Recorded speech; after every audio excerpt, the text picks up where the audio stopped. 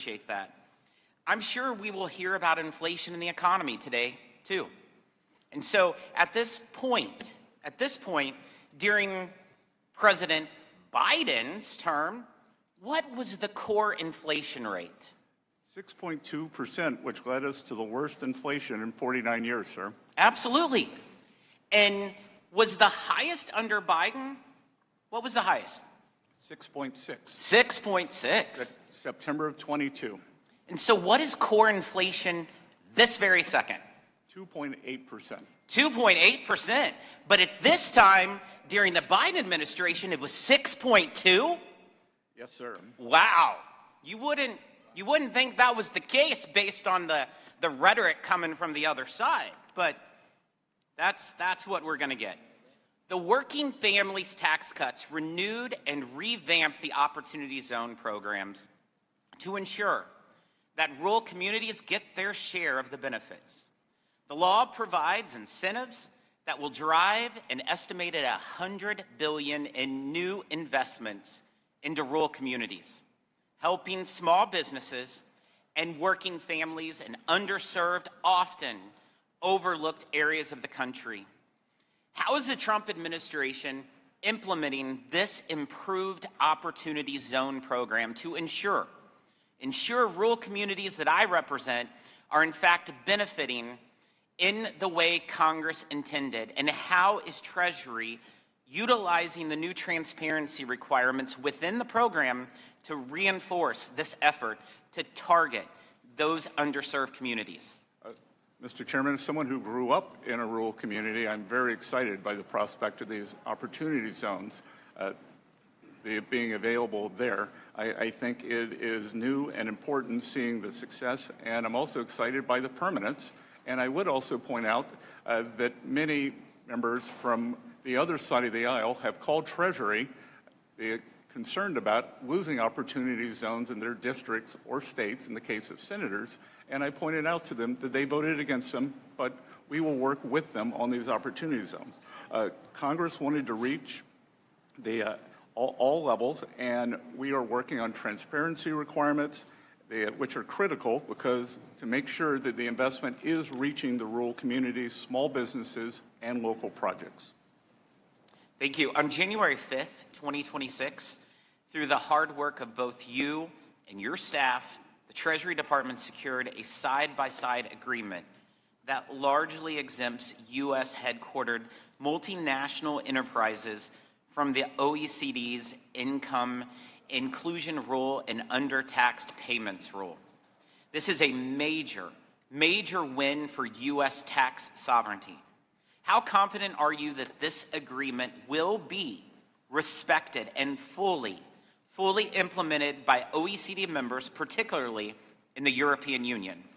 I believe that we have the tools necessary that if our sovereignty is not respected, to counteract any failures to enact this. And I believe this is important because with this, the money comes into the U.S. Treasury rather than foreign treasuries, Mr. Chairman. What I would say, Secretary, you can count on us as working hand in glove as allies, because Congress can also move legislation to make sure that they honor this. And we're willing to do that if they do not honor your commitment. And Mr. Chairman, I will point out that my friend Senator Wyden complimented the side-by-side when he was back in Oregon recently. It's great to hear. What monitoring has Treasury put in place to ensure that U.S. companies are not still subjected to the discriminatory treatment? We frequently meet with the companies, and we have active engagement with the OECD on this matter. Thank you. I now recognize the ranking member.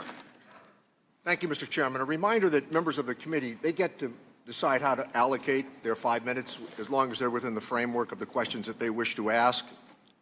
So, Mr. Secretary, were you or any employee of Treasury informed of the settlement that the Attorney General entered into with the plan of the fund? Again, Congressman, there's ongoing litigation, and as I said, I'm unable to answer. Fine. So I think we can agree upon this. There were 400,000 taxpayers that had their tax information leaked when Charles Littlejohn released that information.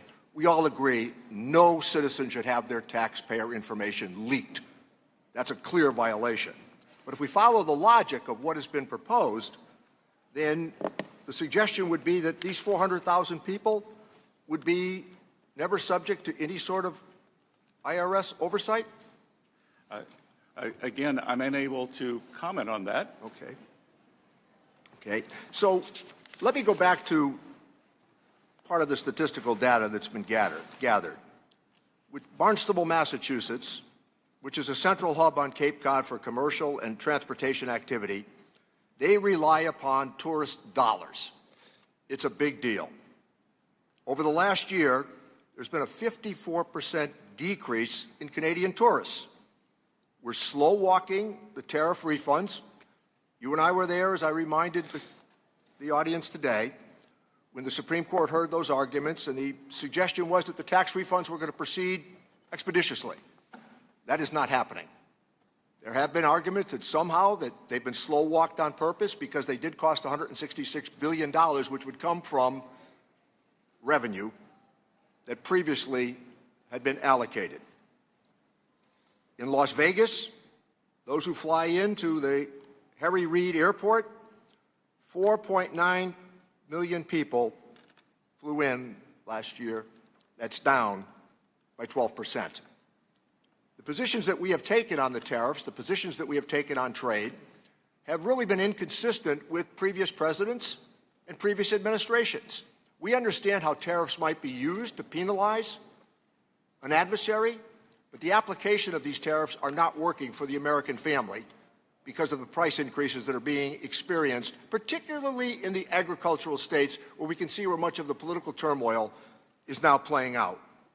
Ground beef is up by 20%. As I noted earlier, gasoline 51%. Airfares have spiked by 20%.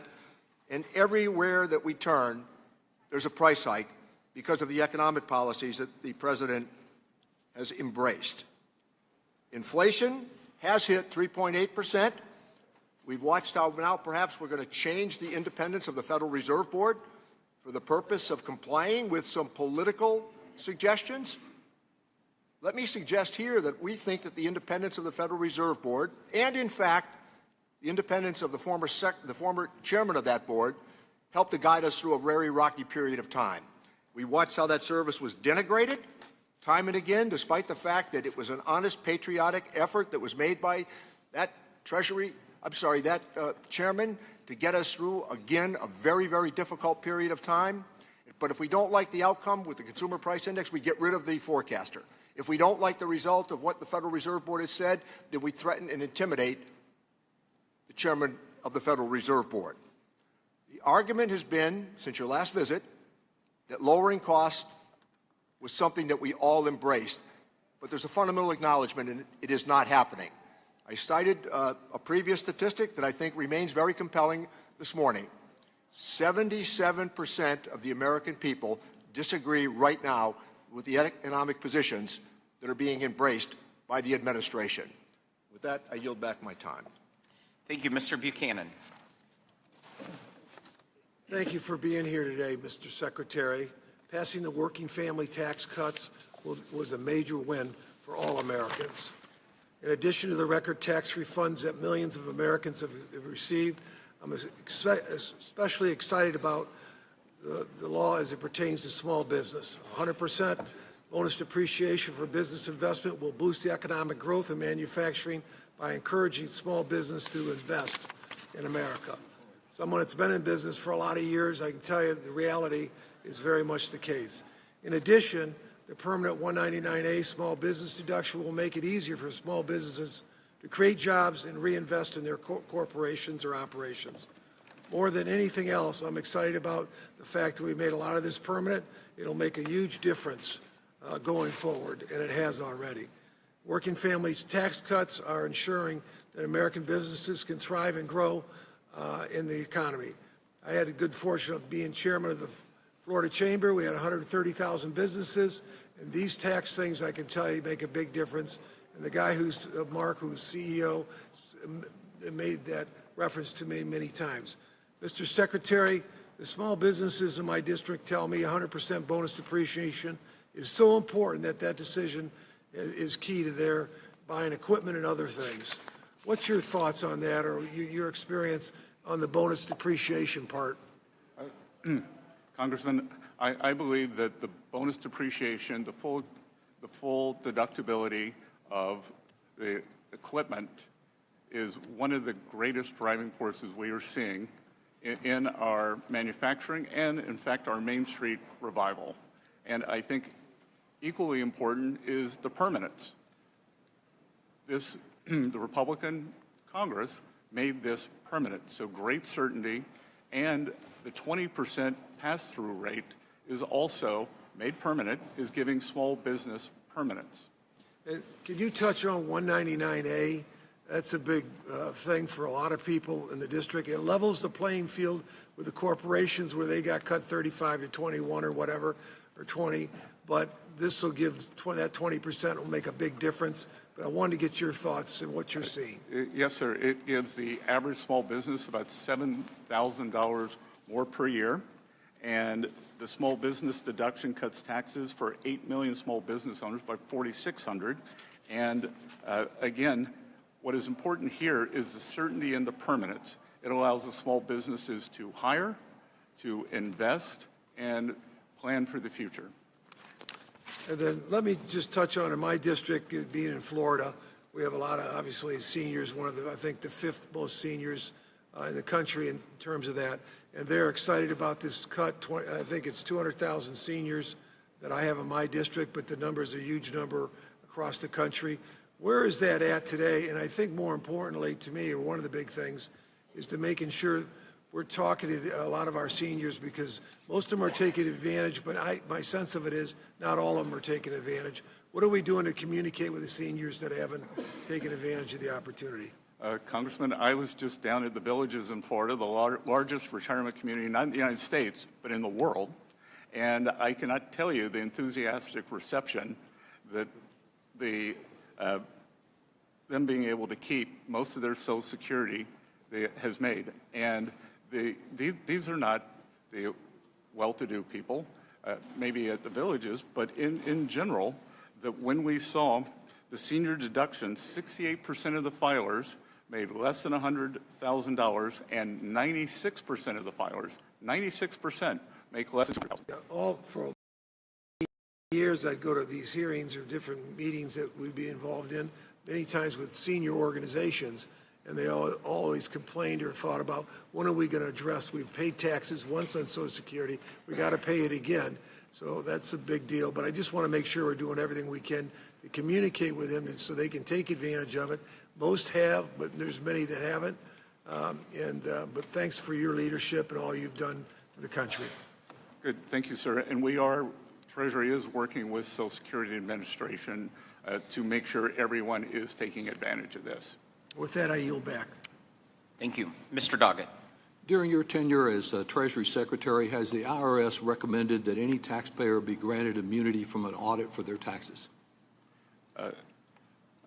Again, one portion of that is under litigation, so I'm not able to. Yes, sir. It isn't a question of being not able, it's being not want to. But my question no, sir. is about... As I said, thank you, sir. There is litigation. Reserving so my time, my question to you again is... Definition of insanity, in the sir. ordinary practice of the Treasury Department, has there ever been a recommendation that a taxpayer be granted immunity from an audit of their taxes? Sorry, what was that? Same question. Has the IRS recommended that any taxpayer be granted immunity from an audit of their taxes? Again, I'm unable to answer that. You can answer it. You refuse to answer. Can you tell the American people, in the history of the Treasury Department, has there ever been a taxpayer who's been recommended to have immunity from an audit of their taxes? Has there ever been a taxpayer who had his tax returns released, his Thank family, you. and every So I'll employee? take that as a every no. employees. Let me ask you, sir, Congressman, since you if you'd like say to you're apologize relying... to the president Thank you. and I all reserve his employees today. Maintaining I my would join you time, in that. and since you refuse to answer, let me ask you, since you say you're following the advice of the Attorney General, the former criminal defense attorney for Mr. Trump, as you know, the Attorney General cannot compromise a tax dispute unless it's referred to him from the IRS for prosecution or defense. Have you ever been involved in any way in a decision to refer a tax dispute to the Attorney General? Again, I cannot comment on that. You can't comment. Your argument here that you can't comment in this case makes as much sense as President Trump saying that he cannot.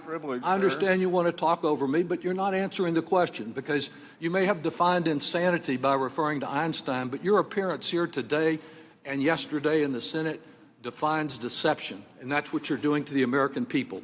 Isn't it correct, sir, that the Financial Management Service within the Treasury Department must give approval before any payment can be made from the judgment fund?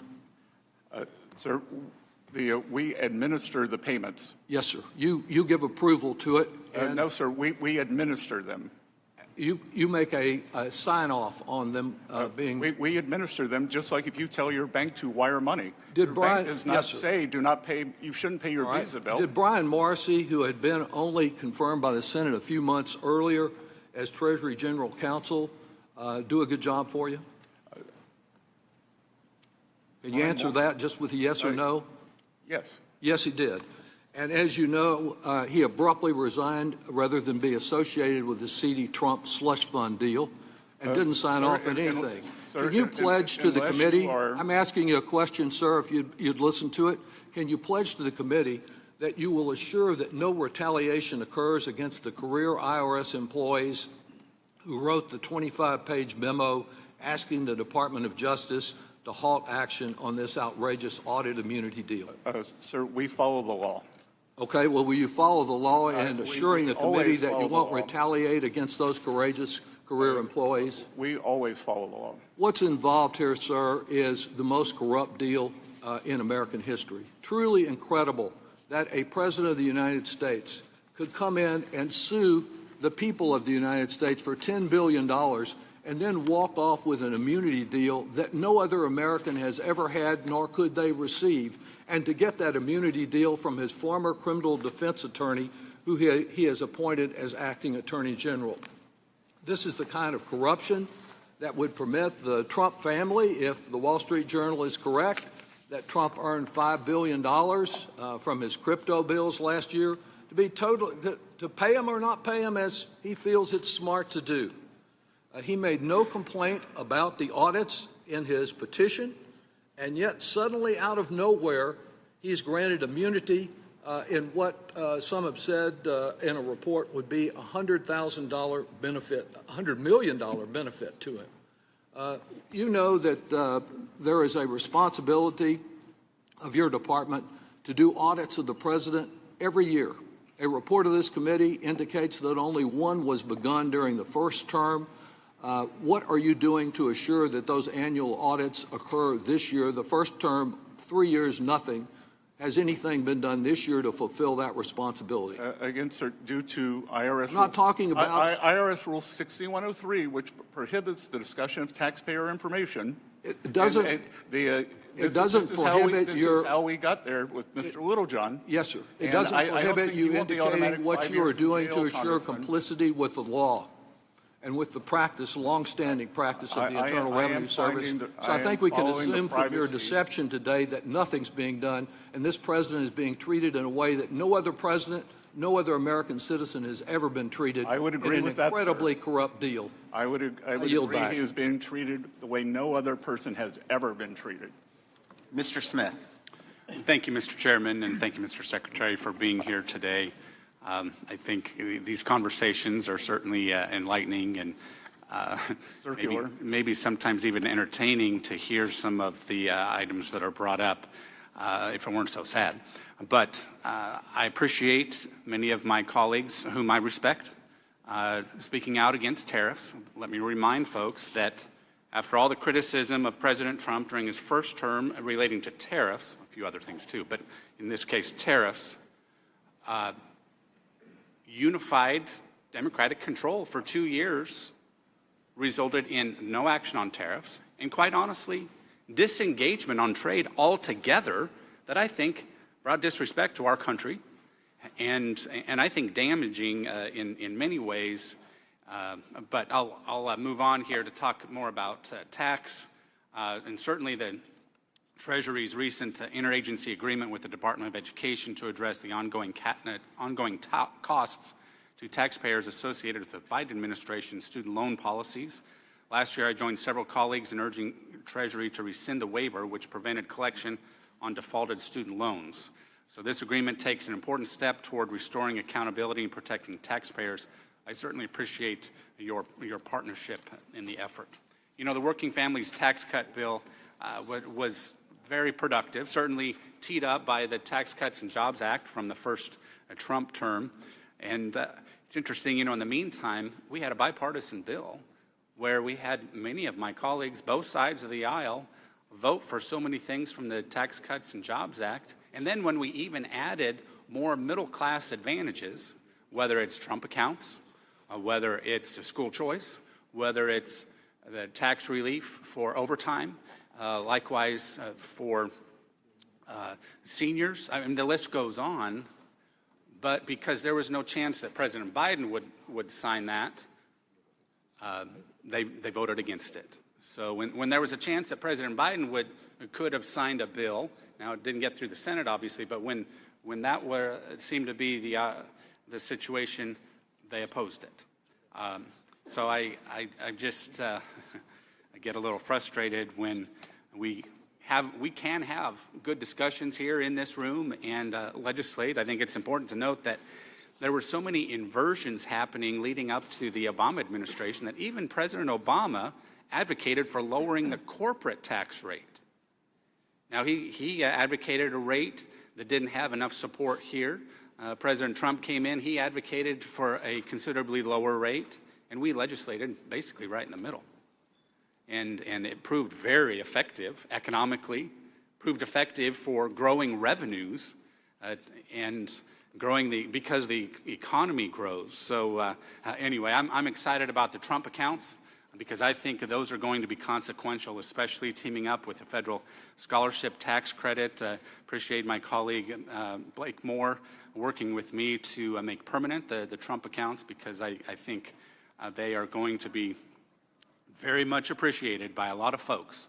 A few years down the road especially, but I think even in the near term as people start thinking more about their financial future. Now, a lot's been said about various things and certainly the president, but I know that there's been quite a bit of chatter from the other side of the aisle regarding the president's investments. I'm just wondering if you could set the record straight on this and explain how there have been mischaracterizations during the process and mischaracterizations of the law, perhaps. I want to be very clear on this. President Trump's investment holdings are maintained exclusively in fully discretionary accounts managed by independent third-party institutions who have sole and exclusive authority over all investment decisions, including asset allocation, trading, rebalancing, and portfolio management. They receive no advance notice of trades, cannot alter or override the manager's strategies or models, and unlike Congress, this was intentionally designed to maintain a clear separation between President Trump and the independent third-party investment managers overseeing his account. Thank you, Mr. Secretary. And let me just close by saying that the American people are wanting us to have good conversations, thoughtful conversations, reasonable conversations, and I think thoughtful and reasonable individuals know that what we did with our tax policy has been good. Thank you for your role in that, and I want us to work together for the betterment of our economy moving forward, just as the American people would expect us to do. Thank you. I yield back. Thank you, Mr. Thompson. Thank you, Mr. Chairman. Mr. Secretary, thank you for being with us today. You were here a year ago. You came before the committee, and you closed your testimony by saying the president's bold leadership had laid the foundation for what you called a golden age economy. More recently, you said the economy could grow by at least 3.5% this year and that Americans would see a non-inflationary boom. Mr. Secretary, I've searched hard to find constituents in my district who believe that this economy is golden. In fact, many of them are struggling more today than they were the last time you were in front of this committee. Personal savings are shrinking, disposable income is down, and families are paying more and more for basic necessities. So I would like to ask you a couple of yes or no questions about this golden economy. Electricity bills are up 8.5%. Is that golden? Sir, you can ask Yes or no? You can ask Yes me a or question. no? You can't tell me how to answer it. So, Okay, let me put it this way, Mr. Secretary, because you're obviously not here to answer questions. I am here to You're answer It's questions. my time, Mr. Secretary. It's my time. Health insurance costs are up 26%. That's not golden. Child care costs are up 9%. That's not golden. Gas prices are up nearly 50%. That's not golden. Grocery prices are still straining family budgets. That's not golden. Mr. Secretary, working families don't feel like they're living through a golden age. And while H.R. 1 may have delivered modest tax cuts for some Americans, many families are seeing those savings wiped out by higher costs everywhere they shop. Is that what this administration considers a golden age? And it's rhetorical, so you don't even have to try and talk over me. Secretary, Mr. Secretary, what should I tell my constituents when they ask about these costs? Farmers who are being hit by high costs of fuel and fertilizers, who can't get their product to market because of the war in Iran. Tell them it's golden? You should tell them that we've had 2.6% economic growth since President Trump took office, despite the Democratic... These farmers are pretty smart, Mr. Secretary. Well, the people in California, the one person... Reclaiming my time. These farmers are pretty smart, Mr. Secretary, and they're not going to fall for that line.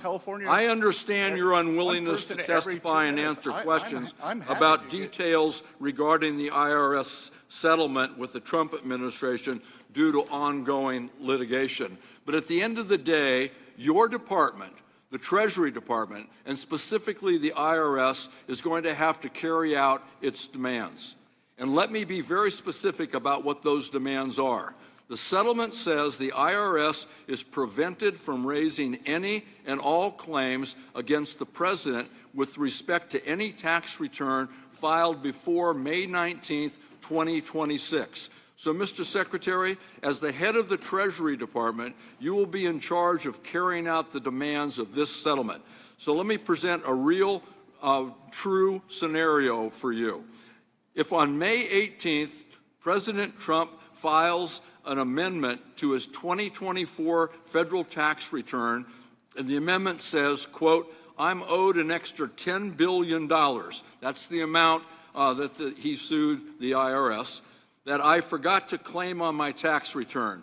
Is it your opinion that the settlement agreement signed by Todd Blanche, the acting attorney general and President Trump's former personal attorney, would require you to pay President Trump $1 billion, no questions asked?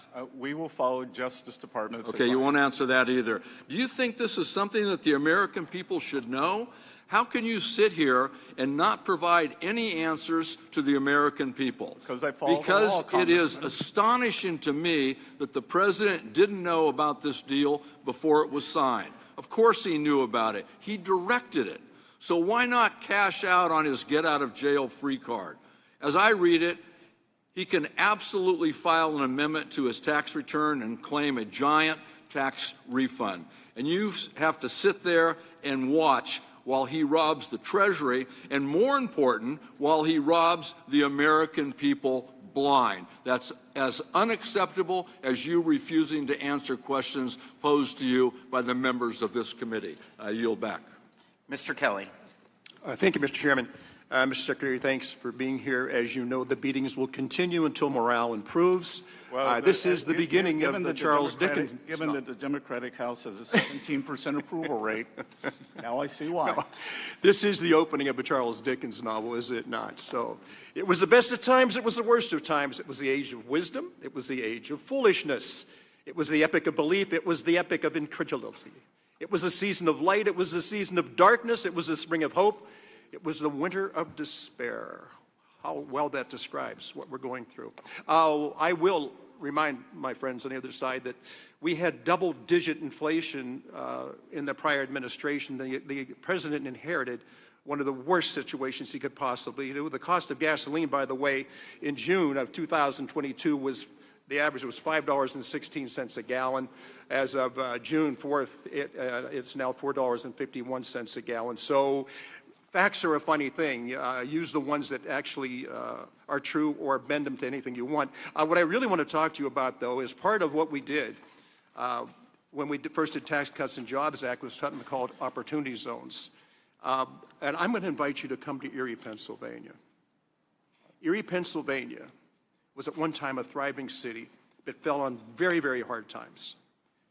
But when we did the Tax Cuts and Jobs Act with the opportunity zones, this encouraged private investment, not taxpayer dollars, but private investment going into areas where the government would have wasted its money, and does oftentimes, but say to private investors, you know what? Using the tax code, we're going to give you an opportunity to invest in something while other people would usually walk away from it. I got to tell you, in Erie, under the leadership of key stakeholders and local leaders such as the Erie Downtown Development Corporation and the strategy of Erie Refocus Plan, the city committed itself to a goal of revitalizing its downtown waterfront while building on its industrial heritage. Using opportunity zones as a catalyst, Erie has leveraged more than $40 million in private investment. This investment created 110 new residential units, revitalized more than 100,000 square feet of commercial space, restored 8 historic properties, and brought a grocery store to a neighborhood previously designated as a food desert. One of the things I wanted to talk about, because under this new plan, we decided, hey, you know what? We did some great jobs when it came to cities. Let's look at rural areas. So what I'm going to ask you to do, if you would, please come to Erie, where you can see how these things worked in living color to real people in real time. How we're revitalizing a community. The job you've done is incredible, by the way. The only thing I question, what keeps you getting up in the morning and come into things like this when you know all that work that you do, all that time that you spend, all your staff works to make it better for the American people? The hell with this idea of it being a Republican idea or a Democrat idea. Why don't we just look like what's best for America? Well, the representative, first of all, I have heard that Erie is a poster child in a great way for opportunity zones. So I look forward to coming and visit, and I look forward to visiting the rural areas in your district. And also, as I said earlier, many representatives, senators from the other side of the aisle have called me to ask for guidance on opportunity zones. I pointed out that they voted against them, but that is why I come in, to help the American people. We can overcome partisan differences, that they voted against them. It is in statute now, and we will make it work for all the American people. You know what, and I appreciate that, so we'll get with you that, because I have 2 friends in the Senate right now that represent Pennsylvania. They are sometimes would have been described as polar opposites. They're not. Senator Fetterman and Senator McCormick, we have 2 people in the Senate now working together to do the best things that they can do for the state they represent and the nation that they work for. I think if we could twist things around, and unfortunately elections get in the way of us doing things that are actually beneficial to the American people. We tend to work on a party spectrum rather than the people we represent. As I said, I represent 750,000 people. None of them are, it's not an all red, it's not all blue. And in fact, what discourages me is too many of our people who live in the area no longer have faith, and they don't even register to vote. But please, we're going to invite you. We're going to invite Senator Fetterman, Senator McCormick. We will get people there to sit down with you. There is such a wealth of opportunity taking place right now. The figures don't lie. Sometimes the liars can figure, but figures don't lie. Thank you for doing what you're doing in your private life, to walk away from that, to walk into this. When they first described it as a swamp, they had no idea how deep the swamp has become. Thank you for being here today, and thank you for your dedication to the United States of America. Thank you, Mr. Larson. Thank you, and thank you, Secretary, for joining us here today. It's always kind of unusual when you start a hearing and are instructed what you can say or can't say in an open and free democracy. But having said that, you mentioned in your testimony core inflation a couple of times. what's the difference between core inflation and inflation? Many people believe, or it is in general, energy prices and food prices, which are much more fast-moving.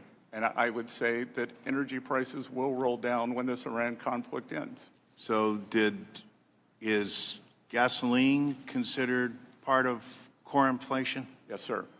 It is. So those remarks, core inflation reflects gasoline prices.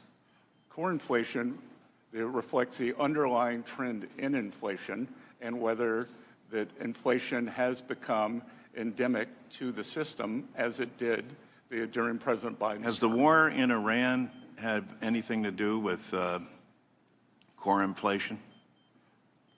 Sir?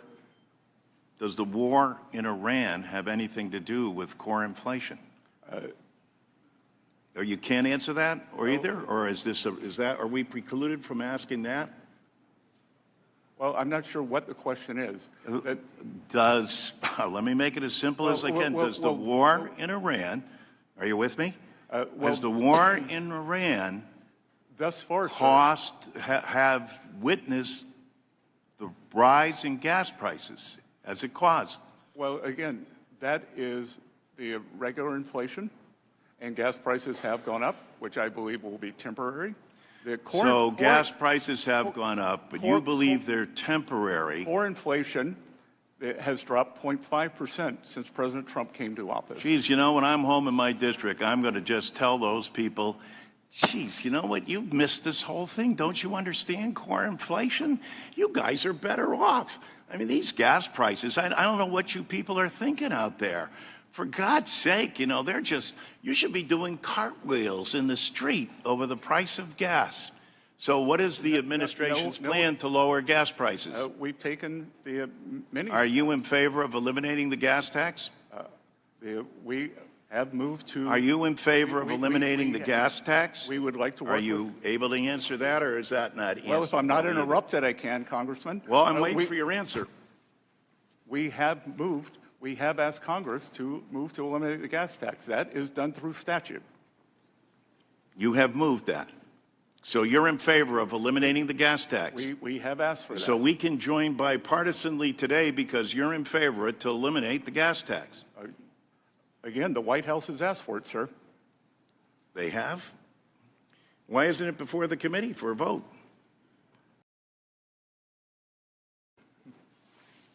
Well, it's good to hear that we're in favor of something that we can work on bipartisanly that will help relieve people who need it the most.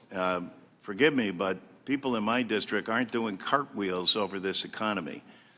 They haven't seen the impact that you claim that they're all receiving. People hear a lot of rhetoric, et cetera, but that doesn't pay their grocery bills. That doesn't pay their heating costs. That doesn't put fuel in their tanks. That doesn't help them get through the day-to-day grind of their lives. And so coming here and filling us with platitude and telling us how grateful we should be to the Trump administration for everything that it's done, well, Congressman, is this war responsible for any of this? Congressman, food at home is up 2.5% since President Trump took office. Are we at war currently? Which is twice. Are we at up war twice that currently? much every year under the Biden administration. Are we at war currently? The conflict has been halted. The conflict has been halted. So we're not at war. So our military is not involved. We're not at war. Again, if you would like for me to call the Secretary of War, I can ask. I'm the Secretary So of as part of the administration and as part of this, we're not at war. How in God's name, if we can't answer any questions at all, and I don't know, maybe there were some special orders where we're not allowed to these questions or not. We ought to make that clear. Are we at war or not? I'm asking as relation to the cost of going up for oil and gas. That hasn't risen. Well, has it risen because of the war? It did rise because of the conflict. Yes, sir. The conflict. So that's what we call it. Our people go into battle and lose their lives. Mr. in Larson, your time has conflict. expired. Mr. Schweikert. Thank you, Mr. Chairman. And just, Mr. Secretary, you were already heading there. As everyone here, I'm sure, knows, PCE, there's actually trimmed, which Kevin, new head of the Fed, prefers. There's actually 4 or 5 ways you do balancing on the calculations. So if any of you want joint economic, actually, we have a whole chart of how those calculations work. If anyone would like it. Those will be facts, and they're inconvenient. And food prices, food at home, has risen 2.5% since President Trump came into office. It averaged more than 5%. 5% under the Biden-Warren economy. And I've got a list here that President Trump posted, but no one wants to talk about it. Last year, all we heard was eggs. Eggs are down 90%. Avocados are down 19%. Mr. Secretary, you will find... Avocados probably more popular on the other side of the aisle. Yeah, Mr. Secretary, you'll find we often choose whatever number works best for the social media posting we're going to do in an hour. So welcome to Congress. A conversation we've been having actually with some of your staff and some of the Ways and Means staff is something that often never comes up, but we're going to have to understand it and find a better way to document it. We calculate about 17% of the U.S. economy now is in the tax-exempt space. And within that space, those who receive the benefit of tax exemption, the basic concept is, here's the community good you're doing for not having to pay taxes. Okay. There's something you're an expert on, the 990 form that documents to the IRS, to Treasury, to Congress, what is that community benefit? I know your team has been working on this. I know some of the IRS team, we've been working on it. Is there a way to come up with a much more robust, universal form so we can understand, are these tax-exempt organizations meeting their societal obligation? And if they're not, we can help them meet that. But we don't have enough information today. It's a great question, Congressman. And there are many tax-exempt organizations. A large part of the economy are hospitals and healthcare services. So we should look whether they are meeting the needs and are, in fact, nonprofits. But your question in terms of what is going on with these nonprofits, the IRS has issued guidance for Form 990 that nonprofits, just as banks must KYC, know your customer, we are telling the directors of these foundations, of these institutions, you must know your grantee. So KYG. If your grantee if the money is being used for violent activities, you as a trustee, as a fiduciary, are in trouble. If it is being used to take away people's civil rights, you are in trouble and the nonprofit status is in jeopardy. My team looks forward to continuing to work with Treasury on making that more robust so we actually understand both those that are using nonprofit tax exempt as funnels to bad acts, but also are they meeting their community obligations? One that you're probably not going to get as a question from anyone else. We have a fixation of debt management. You know, we're responsible as policymakers. We're responsible for the debt, not the administration. We do make the policy.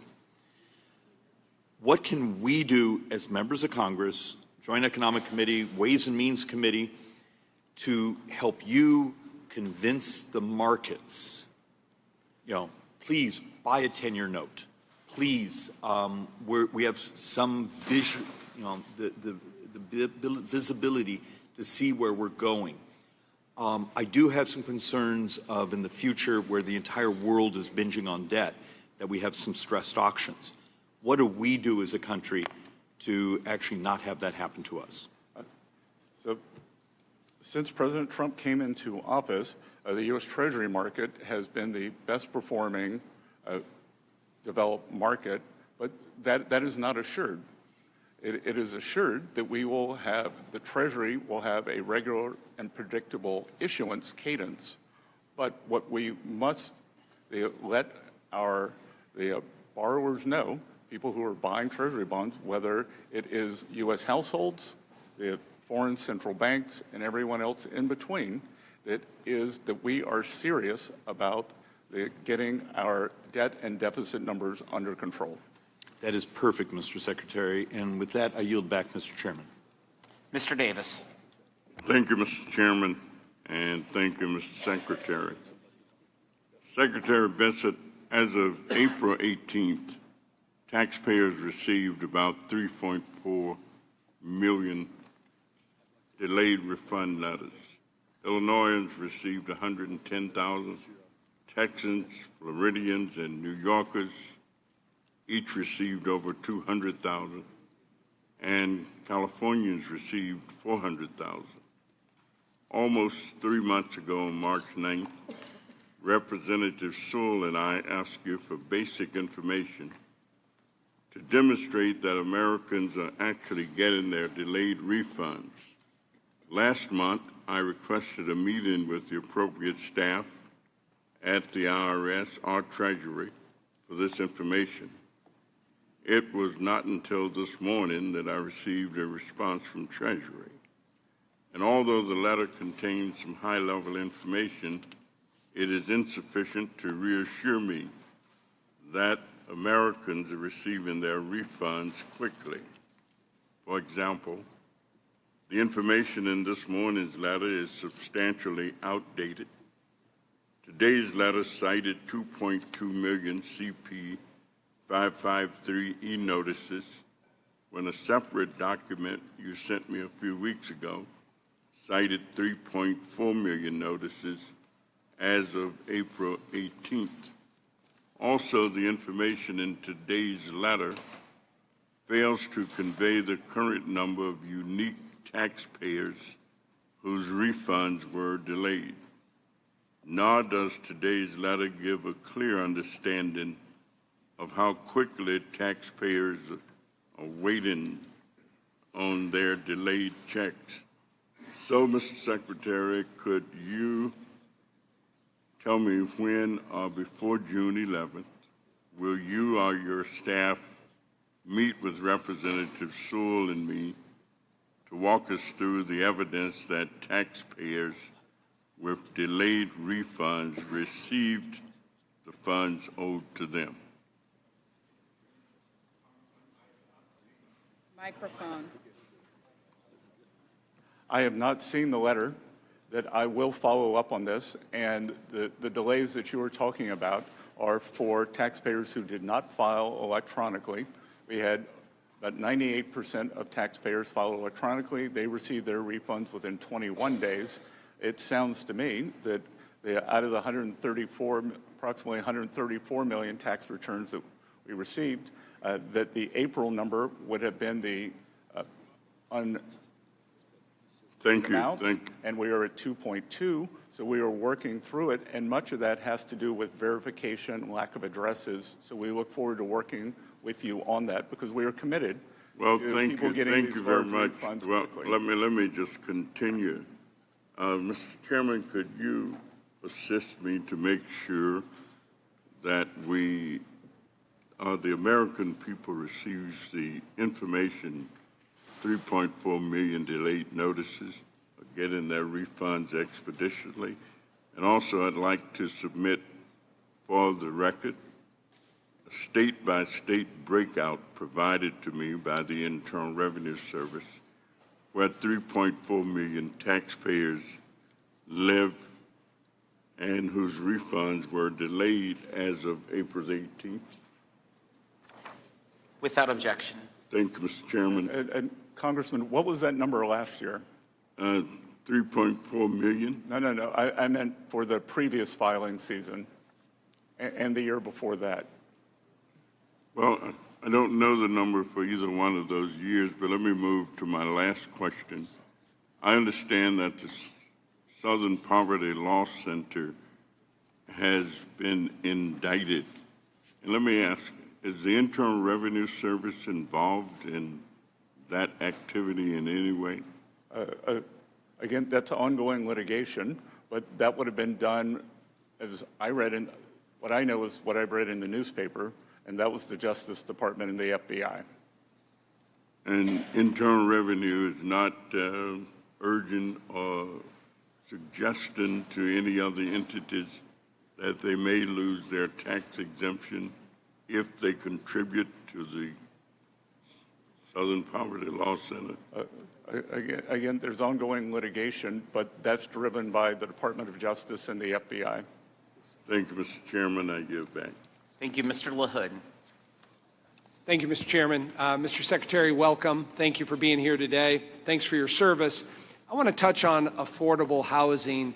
I think collectively, as we travel back to our districts, we continue to hear about the lack of affordable housing. And I would describe it as a rural, suburban, and urban problem. And last year, in the Working Families Tax Cut Bill, we included a number of provisions on affordable housing. And one of those was my bill that was included in there on the affordable housing tax credit. And as you're well aware, one of the most significant barriers to economic success in our communities is housing. And so in the Working Families Tax Cut Bill, we included the affordable housing tax credit, which includes a permanent 12% increase in the 9% allocation of LIHTC credits beginning this year. Independent analysis have estimated that this will lead to the development of more than 1.2 million more affordable homes nationwide over the next 10 years because of what we did. From your perspective and the Department of Treasury, what will the expansion of the affordable housing tax credits mean for working families struggling to afford housing? The LIHTC provision specifically gives great predictability for investors and builders who want to go into the market, and I think we've already seen a pickup in those areas and with this program. And Mr. Secretary, what do you see for, as we try to address this problem, other mechanisms within Department of Treasury or legislatively that we ought to be looking at? Well, there are two housing bills, one in front of the House and one in front of the Senate, and that seem to be languishing. I want to switch topics. I also, beyond being on the Ways and Means Committee, I serve on our Select Committee on China, which is a bipartisan committee focused on how do we win the strategic competition against the CCP. And I also serve on our Intelligence Committee. And I want to focus on 45X, and that's a provision in the tax code. And so last year in the Working Families Tax Cut Bill, we included the Foreign Entity of Concerns restrictions that pertain to curbing Chinese technology by manufacturers and mandating in that bill that they operate fully independent companies here with no reliance on Chinese entities. Despite these clear requirements, recent media reports indicate that many manufacturers continue to depend on the active support of Chinese engineers overseen by the CCP, security officers embedded in their U.S. facilities, undermining the objective of fully transferring operational knowledge of these technologies to U.S. companies. So, Mr. Secretary, what is Treasury doing to address and prevent Chinese penetration and involvement in these companies receiving the 45X tax credit? So we are polling the companies. We are asking for verification that this is not happening. And whenever we receive a report, we investigate it, just as with CFIUS. CFIUS is self-reported, but when we discover transactions that we believe should have been reported, then we can go back and investigate those transactions. And to your knowledge, have any of those investigations led to a fruitful prosecution or holding somebody accountable? I can get back to you. I can have my staff get back to you, but I can tell you it has been very robust. And you would have seen that recently the FCC banned Chinese drones and routers. And with the connected auto mandate, that electronic systems in American cars cannot be connected to Chinese entities. Thank you. And I'll look forward to the follow-up with you and your team on this. This is something, obviously, we got to be heavily focused on. Lastly, in my remaining time, I just want to focus on digital service taxes. as it relates to Canada. And maybe, obviously, we have concerns. We credit the administration for what you've been able to do on DSTs in Europe, but there's still some concerns with our Canadian friends. Can you comment on where we're at with that? We are pushing, whether it's Europe, whether it's Turkey, whether it's Brazil, whether it's India, whether it is Canada, we are pushing back on these digital service taxes. We have the greatest technology and innovation ecosystem in the world, and they cannot take advantage of our companies and for their treasuries. They are very interesting. They are very ripe targets because they are profitable, they are well run, and they are in demand. But we cannot have this. And we, in every trade negotiation or every trade discussion with the Canadians, we bring this up. Thank you, Mr. Secretary. I yield back. Ms. Sanchez. Thank you, Mr. Chairman. Secretary, nice to have you back before our committee. Mr. Secretary, do you believe that all Americans should follow our tax laws? Yes, Congress. Yes, good. So do I. And do you believe that for those Americans who break our tax laws, they should be audited or held accountable? Well, I think there are two things there. An audit is not a result of breaking the law. Yes or no? Simple question. Well, no, it's not a simple question. It's okay, a two-part then question. let me break it into two. Do you think they should? If you're asking me, please don't should every interrupt taxpayer me. be audited? Please answer that. I came here for answers. If you came here to waste time, I'm going to try to make sure you don't do that. Do you believe that people who lie on their tax returns should be audited? Yes. Okay. Do you think that people who break our laws should be held accountable, our tax laws? Yes. Okay. Thank you. Very simple. Not a hard question. I'm glad we agree. So why is it that you are allowing President Trump to have complete immunity from being audited? Again, I'm going to have to refer you to my previous statements. And what was your previous statement, sir? That I am unable to comment on any of the ongoing litigation. Okay, can you name the ongoing case concerning President Trump's immunity from audit? Sorry? Can you name? There are 3 cases. Can you name them, please? That are out there now, and I will be happy to get back to you on those because, again, I am not a lawyer. Okay. We are represented by the DOJ. Great. You said that you can't because there's ongoing litigation. You'll get me the name of the ongoing litigation because the only ongoing litigation that I know of is surrounding the $1.8 million slush fund, which has already been suspended. The fact is that the judge's ruling in the litigation that references that slush fund only addresses the anti-weaponization fund. It doesn't even address Trump's immunity from audit. So I would like to ask unanimous consent to enter into the record the judge's order in the Floyd versus Department of Justice case. Without objection. Thank you. Now, Secretary, you said you're not an attorney. Is that correct? Mercifully. Okay. Well, I am, and I'm actually proud to be an attorney and know the laws, and I know how to read a judicial ruling. Furthermore, I know that since 1962, the Supreme Court has held that ongoing litigation does not prevent someone from testifying in a congressional hearing. So once again, I'm going to ask, why are you allowing President Trump and his family to have complete immunity from being audited? Again, since you're a lawyer, you will understand that the U.S. Treasury and the IRS are represented by the Justice Department and the Acting Attorney General. Yes, but I just mentioned a Supreme Court case that doesn't bar you from testifying. It's pretty clear to me, though, however, that you're not interested in answering questions. You're interested in arguing. Let me ask you this question. If President Biden amended a prior tax return and claimed that he was owed $1 billion, do you think that that would be audited, or should it be audited? I'm not going to talk about any because you're not really here to answer questions. I don't understand why you wouldn't audit that, and I don't understand why you wouldn't do the same for President Trump. So the ruling, by the Justice Department, do you have specific knowledge of an audit of President Trump? Excuse me. It's my time. You're not here to ask me questions. I'm here to ask you questions, and hopefully you're here to try to answer some of them. I'm curious to know who counts as Trump's family for the purposes of this immunity. Is it his children, his in-laws, his grandchildren, his second or third cousin, his great-great-grandchildren? Do you know the answer to that question, Mr. Secretary?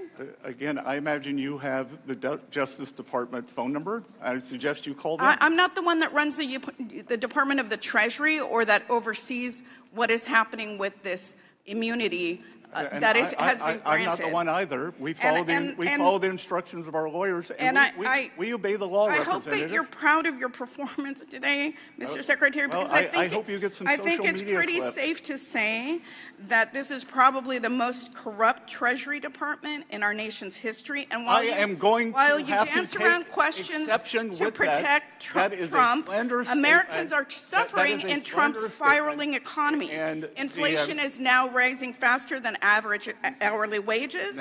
Gas prices are at an all-time high with the war in Iran.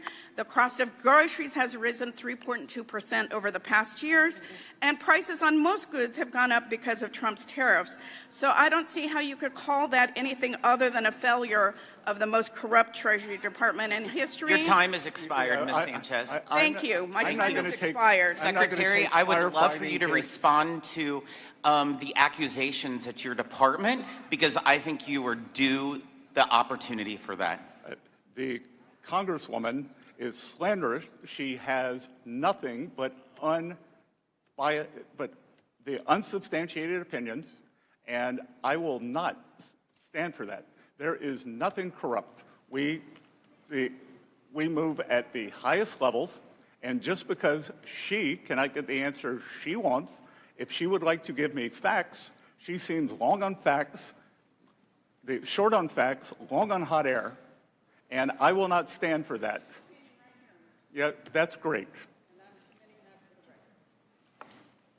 Mr. Arrington is recognized. Disgrace to make a remark like that. Apparently, my colleagues had a sudden interest in the rule of law. I wonder if you asked her if she thought illegal immigrants should be detained and deported or caught and released, what the answer would be. Well, and Congressman, and two, on inflation, I am not going to take firefighting advice from an arsonist. Well, Mr. Secretary, they torch the American people. Mr. Secretary, maybe we ought to ask the question: inflation. should the sons of presidents who have multiple felony convictions, should they be held to the same standard of the American people in terms of crime and punishment? I wonder what the answer to that question would be. Let's not veer off. Apparently, wages and take-home pay aren't the only thing up in this country. Irony and hypocrisy is at an all-time high among my Democrat colleagues. Now we see why someone leaves California every 2 minutes. And that hypocrisy and irony starts with questions about price increases. It was the failed economic policies, one self-inflicted failed economic policy after the other, that created the worst inflation crisis in a half a century. Unbridled spending, if you add the hikes in interest rates, it would be about $12 trillion in deficit spending. Waiving work requirement for able-bodied adults on welfare, giving welfare and health care to illegal immigrants with the stroke of a pen by President Biden, layers of taxes on American competitiveness, layers of regulation on our small businesses. And you know what? We pay a premium right now, and we will temporarily, to defend our country, our children's future against a nuclear Iran, against a radical terrorist regime where we are under imminent threat. We will pay a premium at the pump. But gas prices were at a low, 2-decade low in terms of disposable income. We had gas prices before the conflict below $3. President Biden and 4 years of Democrat policies, gas prices went from $3.30 to $5. Now, we pay a premium for national security in times of conflict, and when we have imminent threat, we're trying to stave off another addition, nuclear power to the axis of evil. But the premium that the Democrat policies imposed on the American people was for what? A mandate for electric vehicles? What did we get for that premium? We got hundreds of billions of dollars. It was supposed to be $200 billion. 800 plus billions of dollars in giveaways, corporate subsidies for green energy. That's what the American people got. You know, they got higher energy prices, higher electric bills because of this radical climate agenda, the Green New Disaster, and that was the trade-off from my Democrat colleagues. So a little context to this conversation, I think, is helpful. The results, as you know, Mr. Secretary, were that the American people every year were losing $3,000 in wages, that they had a 21% regressive tax hike, 21%. They were losing $1,500 a year. I mean, are we in the golden age? Well, relative to the dark ages that we were thrust in by these failed policies, we are at the dawn of a golden age because wages are up. Take-home pay is up. GDP, you said, is 2.6%. Well, that's a percent over what CBO said after we passed the big, beautiful bill. And on an annual average basis in a budget window, that's $3 trillion to reducing the deficit, which may be why the deficit was reduced over 10% in the first 6 months of this fiscal year compared to last fiscal year, because we actually controlled discretionary spending and have saved up to now almost $500 billion. It's because Republicans actually cared about not frittering away tax dollars, and we rooted out waste, fraud, and abuse to a tune of over $1 trillion because we had quadruple revenue from having restructured World Trade Order and set a level playing field for our farmers and manufacturers. Because of all of that plus the growth, we have had a reduction in the deficit to GDP for the first time in almost a decade. I'm out of time. I think you're doing a great job. Keep it up. Don't listen to the noise. No, I don't, sir. Look, they don't want to talk about how they voted to cut the child tax credit in half for 40 million people, voted for higher rates on low and middle income families, for a $5 trillion tax hike. And if I were the Democrats, this side of the aisle, I would be terrified how many Americans applied for no tax on tips, no tax on overtime, reduced taxes on Social Security, and deductibility of auto loans. 7.5 million no tax on tips, 29 million overtime, seniors 35 million. Mr. Arrington, your time has expired. Unbelievable. Keep up the good work, Mr. Secretary. Thank you. Ms. Del Bene. Thank you, Mr. Chairman. Thank you, Mr. Secretary, for being here. Last year, one of President Trump's first actions was to put his billionaire donor, Elon Musk, in charge of the so-called Department of Government Efficiency. By the end of Musk's short but destructive tenure, DOGE had nearly quadrupled its original budget, lost taxpayers hundreds of millions of dollars in estimated interest and fee revenue, and paid 200,000 federal employees roughly $22 billion to stop working. DOGE was a massive failure. It turns out moving fast and breaking things and having no clue what the heck you're doing is not the most efficient way to govern. Unfortunately, DOGE's destruction wasn't limited to wasting taxpayer dollars and gutting the federal service. DOGE staffers also abused their position to gain access to taxpayers' sensitive private data. Mr. Secretary, on January 31st, 2025, you personally granted DOGE access to one of the Treasury Department's payment systems at the Bureau of the Fiscal Service. This database houses Americans' most sensitive data, including Social Security numbers and bank account information. Shortly after, my colleagues and I requested the GAO review DOGE's unprecedented access to this critical payment system. GAO completed that report last month, and I asked for unanimous consent to insert it in the record. Without objection. Thank you. GAO's audit determined that a DOGE employee was inadvertently granted temporary access to create, modify, and delete data from the payment system. Mr. Secretary, you failed to impose basic safeguards that left millions of Americans' personal data vulnerable to unauthorized access and abuse. And so my question for you is, do you take responsibility for that? And what specific measures, if any, have you taken afterwards to protect the affected individuals' data and rebuild confidence in your department's handling of sensitive information? Again, would you care to look up what does inadvertent mean? Have you taken, but you're in charge. You're responsible for this. Do you take responsibility for that? Do you take responsibility? I will take responsibility. Okay, and then and again, what has been done to make sure that can never happen again? Congresswoman, it was read-only. They had no ability to edit. What has happened to make sure that never happens again? We have, just as we have at the IRS, we have tightened up all protocols on systems. I guess that's not very specific, but the GAO also found that a DOGE staffer sent an unencrypted file containing USAID payment information and individuals' names to external DOGE personnel at the General Services Administration. Soon after, it was reported no disciplinary action was taken, despite the employee's failure to protect federal and non-federal employees' sensitive personal data and comply with security requirements. So again, Mr. Secretary, when employees who violate IT security rules are not held accountable, what does that message send to agents? And why don't you hold someone accountable? Why are you bringing up USAID with me? Because a DOGE staffer, GAO found that a DOGE had payment information. Payment information. USAID, I do not oversee. I wear many hats in this administration. Not one. And this is a file containing payment information. Are you not in charge also of the Treasury? That has USAID. That has nothing to do with us. But payment information has nothing to do with it. Again, it was not sourced at the Treasury. Why are you bringing this up with me? So GAO provided 6 recommendations to address identified weaknesses, including ensuring staff agree to comply with IT security rules and configuring systems to detect and prevent the transmission of unencrypted payment data.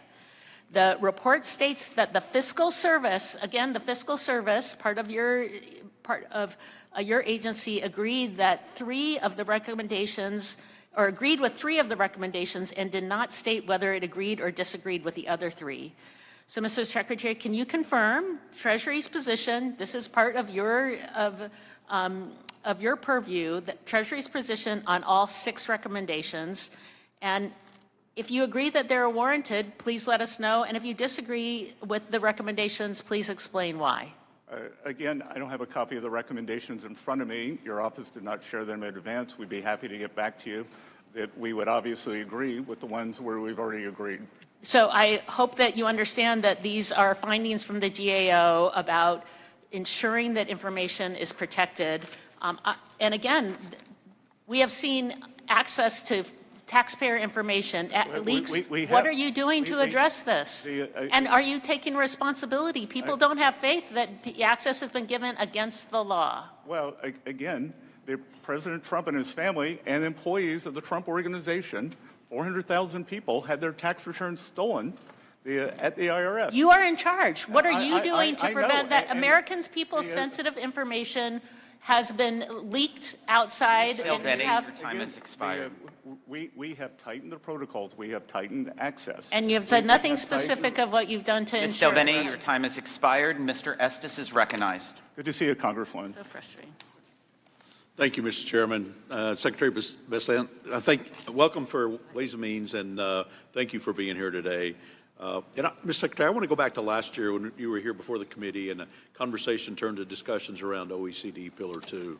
There was much discussion about how Congress and the administration could work together to stop the taking of our tax authority by other nations and losing over $120 billion from the U.S. Treasury over the next 10 years. I'm proud to say we're in a much better spot than we were a year ago, thanks to a lot of the hard work by your Treasury folks and the effort we got done there. Side-by-side agreement that you and your team negotiated is an important agreement that protects the American tax base from foreign countries looking to use our economy as an ATM for their own budgets. I know some members of this dais and their allies in the liberal press believe that this agreement gives successful American companies a free ride, but that's simply not true.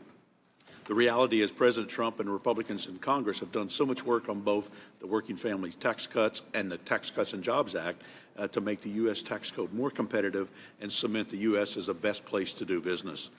Mr. Secretary, can you tell us a little bit about how corporate tax revenue has changed since we passed TCJA in 2017 and thanks to our more competitive tax code? So it's a combination there, Congressman. We are seeing a pickup in corporate revenue, but importantly, where we are seeing the deductions is for the full expensing, both for equipment and structures, both factory structures and farm structures. So you can think of that. When you see that deduction taken, you are actually creating the future tax revenues by building up the productive capacity of our country, and that increases productivity. So, on that side, and on the other side, Pillar 2, getting this sorted out and making sure that the tax revenue comes into the U.S. Treasury was essential. The U.S. first instituted the global minimum tax, and the Biden administration wanted to supplicate us to other countries and a internationalist tax regime that we were having none of. Yeah, thank you for doing that. Can you give us a little update on how some of the countries are implementing the side-by-side agreement and how we're keeping to move forward on that? We're finding a very, very good partnership, and we are implementing it via our partnership with the OECD and our constant interaction with them. Yep. Well, thank you. And we're going to continue our work to trust but verify that process continues and other countries actually provide fair treatment for U.S. businesses. I want to thank you for your comments and your work you're doing on the digital services taxes as well. As you mentioned earlier, I mean, a recent analysis I've seen is that American businesses pay nearly $3 billion a year in foreign DSTs as of now, and it would siphon off $117 billion in tax revenue over the next 10 years. And we need to continue that effort, and I appreciate your work in that regards. We in the United States, both in Congress and Treasury, plan to commit to protect our tax base from foreign attempts to take it. And while we welcome negotiation and engagement based on the foundational principles of taxation, our resolve is absolute. We want to make sure that we continue to provide every tool available, including ones that we may have put on the shelf recently, to ensure our competitive on a world stage. And this is true whether you're talking about Germany with their Section 49, or whether you talk about Italy or Mexico that have been trying to weaponize tax audits or raiding offices and homes and threatening criminal charges against U.S. companies. I want to switch quickly to domestic tax code. Everyday Americans, businesses, and individuals tremendously benefited from our historic tax relief. 97% of taxpayers received a tax cut this past filing season, thanks to no tax on tips and no tax on overtime and increased standard deduction and enhanced senior deduction. And these are American First provisions that have put more money in the pockets of hardworking Americans. I want to recognize that some of the changes, and as you've mentioned, in the working family tax cuts had with manufacturing, whether it's research and development and capital expenditures that have been able to put in place for long-term growth. I only have a few seconds. I don't know if there's some comments you want to make about the economy and what you've seen over the last year. Congressman, I would say the economy is very strong. We are experiencing a short-term elevation in prices due to the Iran conflict. That will come down. That what the other side doesn't want to talk about is job growth is strong. Except for April, we have seen real wage growth every month since President Trump took office. They don't want to talk about that 2.6% economic growth despite the shutdown in the fourth quarter of last year. And despite the Iran conflict, we will get on the other side of this, and we are creating jobs. And importantly, Congressman, these are jobs for Americans, not the 5, 10, 20 million illegals that flooded across the border during the Biden administration. Well, great. Thank you for being here. Mr. Chairman, I yield back. Mr. Smucker. Thank you, Secretary, we're here. Thanks for being here. Very much appreciate your leadership, and I think you just cited some figures about the economy that are really important. Real wages have been growing under this administration and after the implementation of the bill that we passed. Very different from what we saw under the Biden administration when people were really feeling the pain of the rising prices because wages didn't keep up. So grateful for, as I said, your leadership. One of my priorities in the big, beautiful bill was the Section 199 deduction, making that permanent. I've heard from businesses about how that's affected their investment decisions when they have that permanency ahead of them. So, and their how they're doing is really important to every community that they reside in. And so I'm very proud of what we've been able to accomplish. I do want to very quickly, another of my priorities was direct primary care. Employers in my area using direct primary care as a way to provide better access to health care. We wanted to ensure that contributions to HSAs by employees are tax deductible. That was in the bill. We also wanted that to extend to employers, and I think there's some question about that as Treasury is putting together their guidance on that. So I just wanted to hear from you whether you agreed and whether you could assure us that Treasury's guidance will allow that to be deductible for businesses as well. We are working on that, and that has been, HSAs have been a very powerful tool, and we've seen the take-up, 37, 40-something%. So we will work on that and get that guidance out, sir. Yeah, I hope that we go with that initial intent, which was to make that deductible for employers as well. So thank you for that.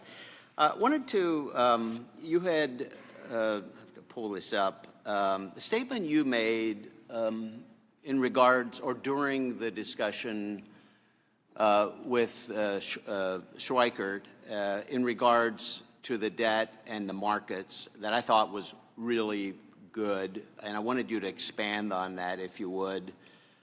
You said, and I maybe paraphrased just a little bit, but to assure that we have a regular and predictable issuance and cadence, people who are buying Treasury bonds, whether it's U.S. households or foreign central banks, they have to be assured that we're serious about getting our debt and deficit numbers under control. I know you really care about this. I certainly do. I feel at times like the American people don't fully understand the impact of the debt on their economic activity today, but the threat going forward. So I'd love for you to expand on that a little, talk about why that's important and what are the steps that we could be taking in Congress to address the debt and the deficit numbers. Well, let's look at a little bit of history, and this is MIT's numbers, not my numbers. MIT believes that almost 50% of the inflation we saw during the Biden era was due to the size of the deficits.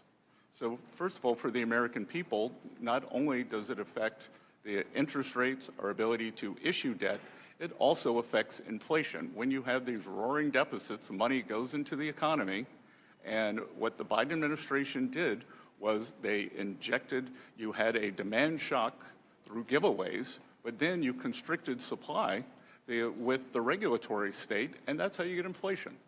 And this administration is doing the opposite.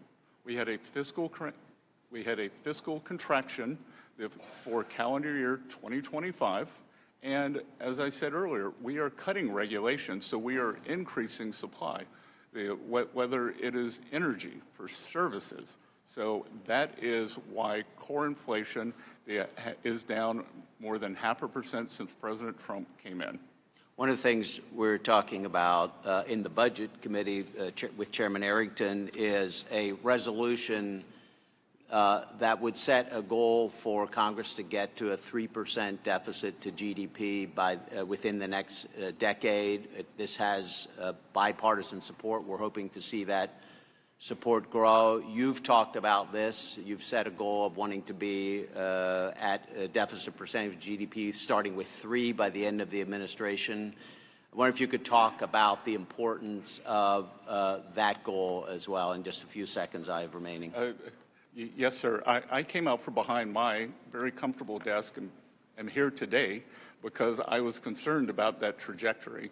And I do believe it is possible to get back to the historical level, 3% deficit to GDP. And while that is not a balanced budget, if you have nominal growth above that level, you are paying down debt. Thank you. Ms. Chu. Secretary Bessent, since President Trump launched his illegal war in Iran, you've repeatedly assured Americans that higher prices would be temporary. In March, you said Americans should expect only 50 days of temporary elevated prices. Secretary Bessent, it's been almost 100 days and inflation is at a 3-year high with no indication of going down. In May, you said help is on the way when it comes to skyrocketing gas prices. A month later, Americans are still searching for the relief you promised as they pay more than double at the pump than what they paid before the war started. Later that month, you described rising inflation as a very limited spike. In reality, for the first time in 3 years, inflation is outpacing Americans' wages, and Americans' saving rate has dropped by half since last year. And just yesterday, before the Senate Finance Committee, you again characterized inflation as a short-term blip. Recently, President Trump proudly claimed that he doesn't think about Americans' financial situation when it comes to the war with Iran. So I want to ask you, Secretary Bessent, do you agree with President Trump that you also do not care about Americans' financial situations? Congresswoman, who was the president during World War I? Can you, No, are you refusing to answer my question? No, I'm asking, who was the president during World War I? I don't know, but clearly you So are you not don't know who the answering my president question. during World War I was. So, Well, let me tell so you. I'm clearly getting the idea that you do not want to answer whether you agree with President Trump that you do not care about Americans' financial situations. President Trump does care about Americans' financial situation. Well, he actually said that he doesn't. No, that is a truncated thing, like everything is, that he is future-proofing, because I can tell you, Americans' financial situations would be devastated if Iran got a nuclear weapon and there was a permanent shutdown of the flow of energy out of the Middle East. Well, then let me ask you, was your prediction... I promise you that I'm taking my time back. I will promise you that President Woodrow Wilson, who was president during World War I, the Germans did not attack us. That he got into that. It was well, you're not answering the question, so let me ask this. And I guarantee was your prediction that Americans would face only 50 days of temporary elevated prices wrong? You said that Americans would face only 50 days of temporary elevated prices. Was that wrong, since actually, of course, we're at 100 days now? How much have gasoline prices come down from the peak? 7%. Crude prices are down more than 20%, and gasoline prices follow crude prices. Well, then, reclaiming my time... Those are inconvenient facts. Reclaiming my time, gas prices are up by 50% since Trump war started, and up nearly 30% from last year. Diesel and jet fuel prices have risen even faster because refining markets are strained. Utility costs have soared due to higher natural gas and fuel input costs, and that means commutes, home heating and electricity, airline tickets, and delivery fees are all more expensive. And how about grocery prices? They jumped more in April than they did in nearly 4 years since when Biden was president. Beef is up by 15%, tomatoes are up by 40%, bread and milk are up 8% and 5% compared to 3 months ago. And it's those lower-income households that are hardest hit by Trumpflation. They're forced to cut back on spending. I know it's an inconvenient. Excuse me, it's my time, but inconvenient fact, but I know that it'd be hard for a billionaire like you to imagine how these lower-income households would be hit by inflation. And in fact, Trump said he couldn't care less about higher car prices for Americans. Do you agree with that statement? I believe that food prices are up food at home, 2.5% since President Trump took office. I know that's an inconvenient fact for you. You're from California. Maybe you care about avocado prices. Maybe you want them higher, but they're down 19%. Well, all you have to do is to go to the grocery store to see that beef is up by 15%, tomatoes are up by 40%, and bread and milk are up by 8%. You don't get to pick and choose. It is a basket, and the basket is up 2.5%. During the Biden era, it was up 5% Well, a year. you paint such a rosy picture. 5% a year. But I think Americans are not experiencing this rosy picture that you paint. They are asking, are my wages keeping up with costs? Can I afford the things that my family needs? And I'm afraid the answer is no. I'm afraid you're incorrect, because we had real wage increases every month since President Trump took office, except for the month of April. So I know the facts don't align with your narrative, but please You're entitled to your opinion. Your narrative is not lining up with what you're not- Americans are experiencing right now. You're not entitled. You're entitled to your opinion, not your own facts. I yield back. Mr. Hearn. Mr. Secretary, it's good to see you. Thanks for being here. Great to be here.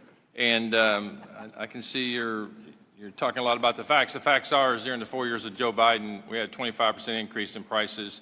No way did the wages keep up during that time. The highest gas prices we've seen in the last decade were under Joe Biden, but my colleagues have gotten amnesia. But almost a year ago, Mr. Trump signed the working family tax cuts into law and preventing the largest tax increase in American history. And I want to thank you, Mr. Secretary, for your hard work and for your partnership in getting that across the finish line. A huge part of the working family tax cuts was making permanent many provisions of the 2017 TCJA, including eliminating the lockout effect, encouraging companies to bring intellectual property and profits back to the United States, lower rates for all Americans, the pass-through small business deduction, and immediate expensing provisions, all of which have been proven to drive tremendous growth and job creation. Prior to last year, the lack of permanency in these policies hindered economic growth and job creation. But thanks to the working family tax cut, businesses now have the certainty they need to plan, grow, invest, and create jobs here in America. I now want to shift focus to the expensing of factories, which is a new pro-growth tax policy in the working family tax cuts. After the passage of TCJA, bonus depreciation allowed businesses to deduct the full cost of equipment and machinery immediately. But the factory building that housed the machinery had to be depreciated over a much longer 39-year schedule. This created a major gap in U.S. tax policy. Manufacturers could quickly recover the cost of machines, but the cost recovery for the enormous capital investments in the physical factories lagged far behind. Last year's tax law extended and accelerated expensing treatment to the structures of new domestic production facilities, allowing manufacturers to quickly recover the cost of the building and in turn make it significantly more attractive for companies to invest in expanding U.S. manufacturing capacity. And in fact, they have. We see that, we hear about it, we read about it. Those are the facts. Following the passage of the working family tax cuts, 52% of manufacturers surveyed said they would intended to use the new provision to immediately expense the cost of the construction or expanding a manufacturing facility over the next 4 years.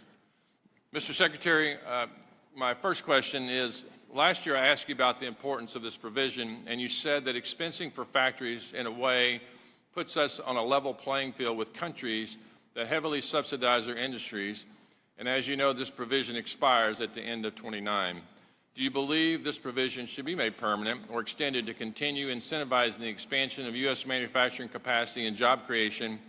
And then also, in your response, could you also talk about what this does for your 333 plan and how that's part of the integration of that? I think we should extend or make it permanent. I was able to go and visit Winnebago in Minnesota, and they told me that because of the expensing, they were on the fence on whether to do a battery project for their RVs in Florida to build a factory. But because of the full expensing of equipment, full expensing of structures, they were doing it. And I think we are seeing that again and again. But Congressman, what is very important here, and I don't think people really understand, we are creating productive capacity here, and productive capacity is what generates future tax revenues. So you get the immediate hit to taxes now, but then you create an accelerated stream of income that is much higher, a multiplier effect after that. I call it the slingshot effect. So for 1 or 2 years, I think we're going to see this burst of factories and manufacturers that were encumbered under the Biden administration, and I think going forward, we are going to see a breakout in corporate income tax receipts. Mr. Secretary, I think what you're describing it shows the ignorance of the critics of this policy, because it's very easy to shut down a building or a facility, but much more difficult to rebuild something and re-staff it to move businesses back from abroad. So I applaud you. We're going to build it, and they are going to come. And then one final question. I have significant concerns on third-party financing of litigation in the United States, particularly regarding the tax treatment of these profits derived from it. And currently, these financiers are claiming capital gains treatment, and is, and best, highly questionable that unadjudicated claims of harm constitute capital assets This activity is distorting our judicial system and turning our court system into a casino. And I'd really love for your team at the IRS to work with me and look into how we have this tax treatment of this practice. There are many people across the nation are concerned about sovereign wealth funds and others that are gaming our system. Congressman, I look forward to working with you on that, especially international foreign money that is coming in and gumming up the works and sponsoring these lawsuits in our system. And paying no taxes. And paying no taxes. So I look forward to working with you on this. Thank you very much. I yield back. Mrs. Miller. Thank you, Mr. Chairman. Secretary Bessent, thank you for being here today. I've found it a little disturbing, the animosity and lack of decorum from some of the members of this committee. Common courtesy takes us a long, long way. I'm a lifelong small businesswoman, and I want to emphasize the importance of working with business-minded leaders rather than career politicians who may not fully understand the real harm that bad policy inflicts on everyday Americans, especially back home in my state of West Virginia. The working families tax cuts provided much relief to our families, our farmers, and our small businesses across the country, and it fulfilled President Trump's promise of tax relief and certainty.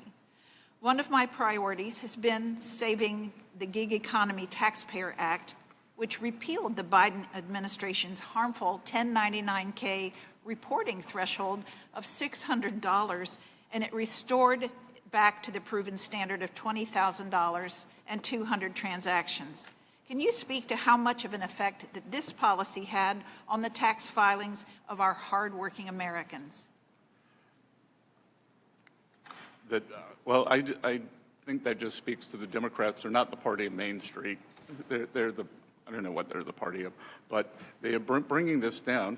I thought that it was one of the most reckless things that had been done, that you were going to create this paperwork for small businesses, many of them, they are service businesses, and to do this, and the magnitude from 20,000 to 6,000, it just shows a complete tin ear of an administration that probably had a record low business people involved with the administration and what they viewed as business experience. So I think realigning that for Main Street and small businesses was essential, and we have seen no effect at the IRS in terms of the revenues from that. That's right. If anything, it's better. In your testimony, you mentioned President Trump's signature new tax cuts, and specifically the no tax on overtime provision, which rewarded hourly workers by allowing them to deduct up to $12,500 or $25,000 for married couples. This pro-growth policy has helped expand domestic manufacturing in our country and helped hourly workers keep more of what they earn. Have you seen that the no tax on overtime policy benefit our tax filers this past tax season? Representative, I was with President Trump on April 15th in Las Vegas for a rally for tax day for his signature policies, and he asked for a show of support from the crowd. And we were at the home of the service and the tip income, and actually the no tax on overtime got a bigger ovation than the no tax on tips. And it's the American way. We had the 75% of the filers make under $100,000, 90% make under $200,000, and the average deduction was $3,100. And it's the American way. If you want to work harder, you get to keep more of your take-home pay. I was with a group of small business owners out in California near the Reagan Library, and they love it. I was in a local Italian restaurant there. The owner loves it because he was having staffing problems. So now he has experienced staff, he's happy to pay the overtime, and the employees are happy to work the hours. Very much so. Thank you so much. I yield back my time. Thank you. Before I recognize the gentlelady from Alabama, I want to inform members that at the request of our witness, I intend to call a brief recess following Ms. Sewell's questions, and I now recognize the gentlelady for 5 minutes. Thank you, Mr. Chairman. Mr. Secretary, you promised the American people that the big, beautiful bill would lead to big economic boom for the American people. In a statement you made on July 3rd, 2025, after the passage of the so-called One Big Beautiful Bill, you said that the legislation would unleash growth in the American economy.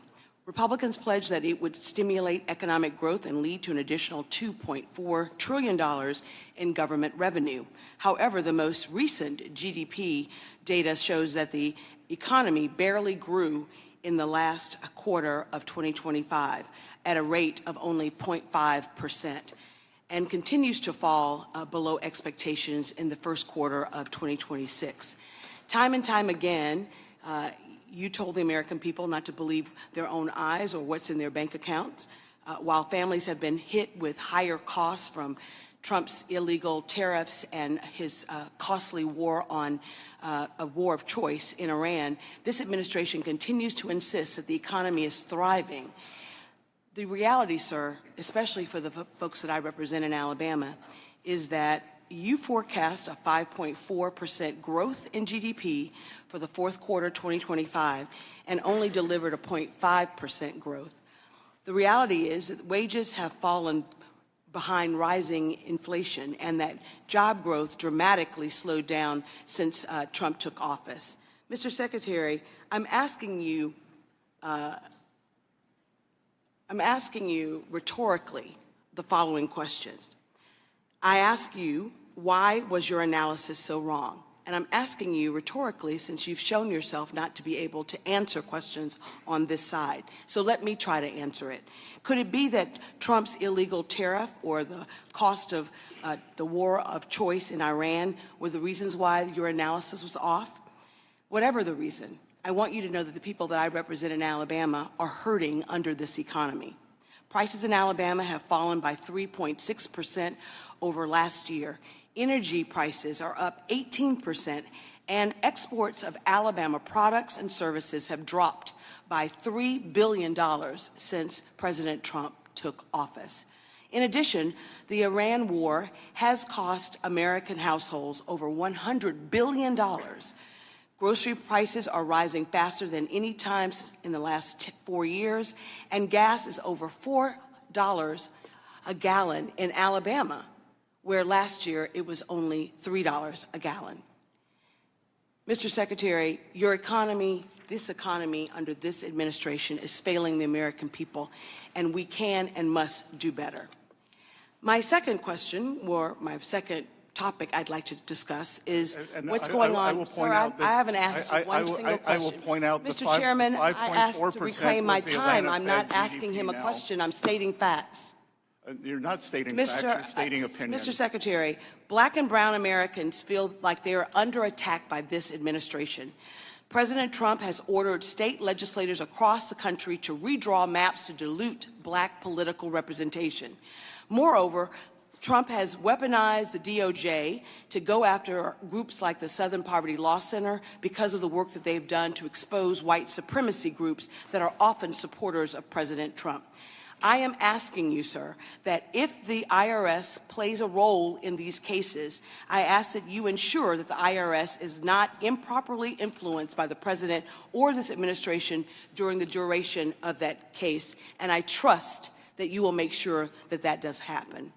Lastly, Representative Davis and I sent several letters to the IRS, and I think that Representative Davis, during his questioning of you, asked you about it.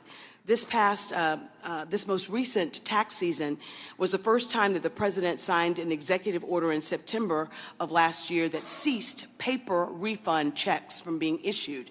This decision to upend paper checks has led to a significant delay in refunds for those taxpayers.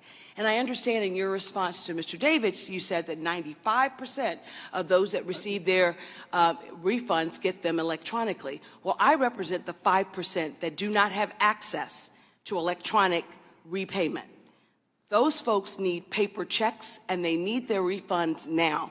I trust that this administration will do all that it can to make sure that all Americans, irrespective of whether they're unbanked or have access to electronic payment, that they get their refunds. And Mr. Davis asked a question that you didn't answer, but I'd like to answer it for you. We're asking that you and your office, that the Treasury Department, work with us to make sure that our constituents get their refund checks. I will commit to do that. Thank you, sir. I yield back the balance of my time. That was the first I've seen. And to be clear, that number 5.4% was the Atlanta Fed GDP need now, but I know that's inconvenient. So, Thanks. As announced, the committee will stand in a 5-minute brief recess.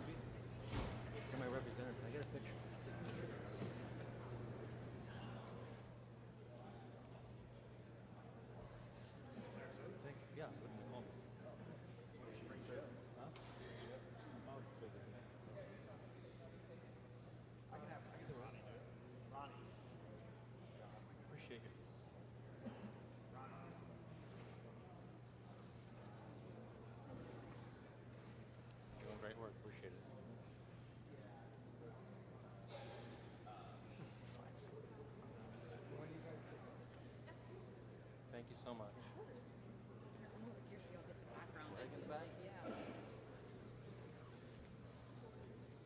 One, two, three. Oh, you said you wanted the flag? Sure. Sorry. 1, 2, 3. Perfect. Appreciate it. No problem. Thanks for your time. Yeah, appreciate it.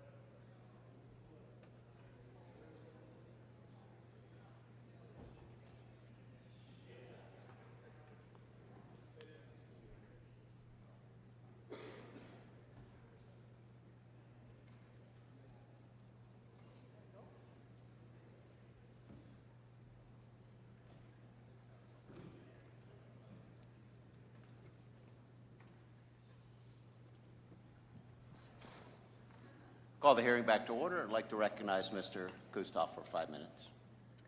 Thank you, Mr. Chairman. Thank you, Mr. Secretary, for appearing today. I do want to thank you for your service and for your leadership in the Working Families Tax Cuts, the One Big Beautiful Bill, which I think is one of the most significant pieces of legislation that we've produced in this institution in a long, long time. If I could, and I know that you've been asked earlier by Congressman Buchanan about Section 199A, but I would like, if I could, to go a little bit further with you on that. Obviously, we made permanent in the One Big Beautiful Bill of the Working Families Tax Cuts Act a provision that gave a 20% deduction for those small businesses. When we looked and were considering the policy, of course, we had given a permanent deduction or rate for those C Corps at 20%, 21% rate, but we were looking at parity as it relates to those small businesses. First, if I can ask you to give, in your opinion, the effect of the permanency for those small businesses and for the pass-throughs. And then secondly, if I could ask your opinion about a bill that I've introduced, the Small Business Tax Cut Act, which would actually increase that deduction from 20% to 23%. Congressman, we are clearly the party of Main Street, and nothing is more Main Street than putting small businesses on par with big business. And what we are seeing is the great certainty. For many people in small businesses, many of them mortgage their homes for these businesses. So it is the certainty that enables them to invest, to hire people, to plan for the future. And I think we are going to see that. The other thing that we are doing at Treasury is trying to unleash our small banks, because small and community banks are the lenders to these companies. So we believe that for many years, regulation was not tailored, and the small banks, it was too big to fail. Small banks became too small to succeed. So I think the combination of the certainty and the Main Street lending, we're really going to see the flourishing. Good. And would there be a benefit to small business to raising that deduction from 20% to 23%? We're happy. Our Office of Tax Policy is happy to engage with you and your staff on that, sir. Thank you very much. Mr. Secretary, as it relates to rates and yields, think about the bond market. And I was looking at some quotes from the Clinton era, specifically James Carville, if I could quote him. This is him talking about the bond market. He said, "I used to think that if there was reincarnation, I wanted to come back as the president or the Pope or a 400 baseball hitter. But now I'd like to come back as the bond market. You can intimidate everybody." And then a second quote from President Clinton to your predecessor, Secretary Rubin. He said, "You mean to tell me that the success of the economic program and my reelection hinges on the Federal Reserve and a bunch of blank bond traders?" Let me ask you, if I can, to give maybe some certainty or some clarity to those bond traders, those in the bond market, and the relative state of our economy. The state of our economy is strong. We are having a short-term level increase in price levels. We will get to the other side of those, and I defy this side of the aisle to tell me what is wrong with our economy. We've had 2.6% GDP growth per quarter since President Trump came in, and that's despite the Democratic shutdown in the fourth quarter and this conflict that we're going through. So I'm very optimistic on the other side, and it is my view, and we are going to push this, the U.S. will be hosting the G20 this year, and we have the leadership, that the biggest threat to financial stability is a lack of growth. And I believe that we can grow well in excess of 3%, given the deregulation and great tax policy. So, and Congressman, back to your initial question, it's all about certainty. so we have permanence. If you want to come, if you're an American or a foreigner, come to the U.S., build your business, you have tax certainty, you have energy certainty, you have regulatory certainty, and that all flows back into the Treasury. And what comes into the Treasury is stability. We had a fiscal contraction for 2025, and everything we are doing now is creating more productive capacity that will be tax revenues down the road. Thank you, Mr. Secretary. I'll yield back. Thank you. Now I'd like to recognize Representative Stubbe for 5 minutes. Thank you, Mr. Chairman. Mr. Secretary, thank you for being here. Families in Florida are still focused on affordability: groceries, housing, cars, child care, and day-to-day bills. Treasury's new analysis shows the working families' tax cuts are delivering relief through policies like no tax on tips, no tax on overtime, the enhanced senior deduction, which is huge in my district, and the expanded child tax credit, and no tax on car loan interest for American-made vehicles. Beyond the top-line numbers, what tangible steps is Treasury taking to make sure these policies translate into more take-home pay, lower tax bills, and real breathing room for working families, seniors, and small businesses? Your mic. Representative, what we did was we had about 98% last year of online filers, and we made sure that they got their refunds within 21 days. So the other thing, I've encouraged people, one of the reasons for big refunds is you haven't changed your withholding. So if filers change their withholding, they get an automatic step up in their monthly take-home. And we are constantly refining all of these programs at Treasury, and we're trying to educate people because I've been in restaurants, and when I talked to the server, I said, "How is no tax and tips going for you?" And we didn't know about it. So I think a lot of it is education, and I would expect that the take-up this coming year will be even bigger. So I represent one of the most elderly districts in the nation. I have the most Social Security recipients of any district in the country. So what should seniors on fixed income feel from this law over the next year? The rebate that we did is just, I've had people at events come up to me and say how impactful that's been to their bottom dollar. Well, as you may have heard me say earlier, a few weeks ago I was at the Villages with the president, and obviously a very warm welcome. The average deduction was $7,500. 68% of the filers make less than $100,000. 94% make less than $200,000. This is very important for people on a fixed budget. Representative Panetta and I introduced the Taxpayer Protection and Proficiency Act to crack down on fraudulent and incompetent tax preparers, including ghost preparers who prepare returns for a fee but refuse to sign the return or include a valid PTIN.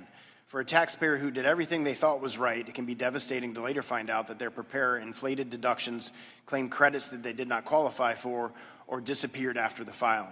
From Treasury's perspective, how serious and pervasive is the ghost preparer problem, and what additional tools would help Treasury and the IRS hold bad actors accountable while protecting honest taxpayers? So we are working on that with the constituents, and this is a real problem. That especially as you described for our seniors, more than one third of our seniors have been victim of some kind of a fraud, and what we don't need is some kind of a tax fraud here. So we have pushed out to the preparers to make sure that everyone understands what should be done, and we are happy to work with your office on that, especially for seniors who are subject to fraud. For many working families, a tax refund isn't just a number on a return. It's money for rent, car repairs, groceries, medical bills, or paying down debt. At the same time, Treasury has to prevent improper payments and fraud. How is the Treasury utilizing modernization efforts to get refunds out quickly while balancing the need to protect taxpayers and the Treasury from fraud?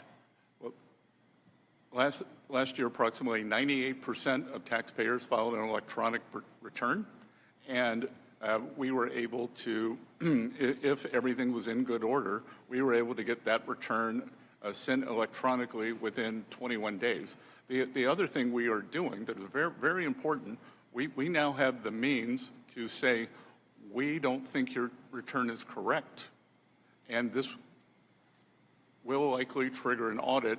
Do you want to do you want to have another shot at this? And that is very helpful in terms of down the road, in terms of the number of audit cases, and for taxpayers who they or their preparer may have made an honest mistake. In the 20 seconds I have left, is there anything that you haven't had an opportunity to address from the lies from the Democrat side that you'd like to address in this time? Again, we've got a temporary inflation spike, groceries, as the Democrats, or many people like to say, it's up 2.5% since the president came to office. We work on this every day. The underlying economy is very strong. The jobs numbers are good. Construction jobs are up. And what I want to say, Congressman, is these are private sector jobs. Private sector jobs. We could have started any government program and put 1 million more jobs on the board. That it's private sector jobs that enables Americans to have real wage increases. And every month except for April, Americans saw real wage increases. That's a great point. Thanks for being here. And thanks for all your good Gentleman's work. time has expired. Recognize Ms. Moore for 5 minutes.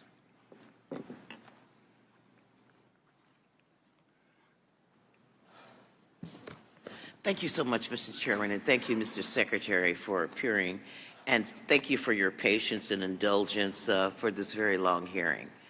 I just don't want to get into a big fight with you, sir, but I would have to agree with one of my colleagues that spoke earlier.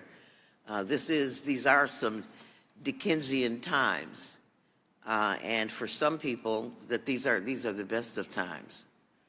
And we have heard you reiterate over again about how strong the economy is, how this inflation is very short term, how job growth to you looks promising. Good thing the jobs report comes out tomorrow instead of today. Representative, I wish it had come out today because I don't have any prior knowledge, so I don't want to move the market. Okay, so I guess,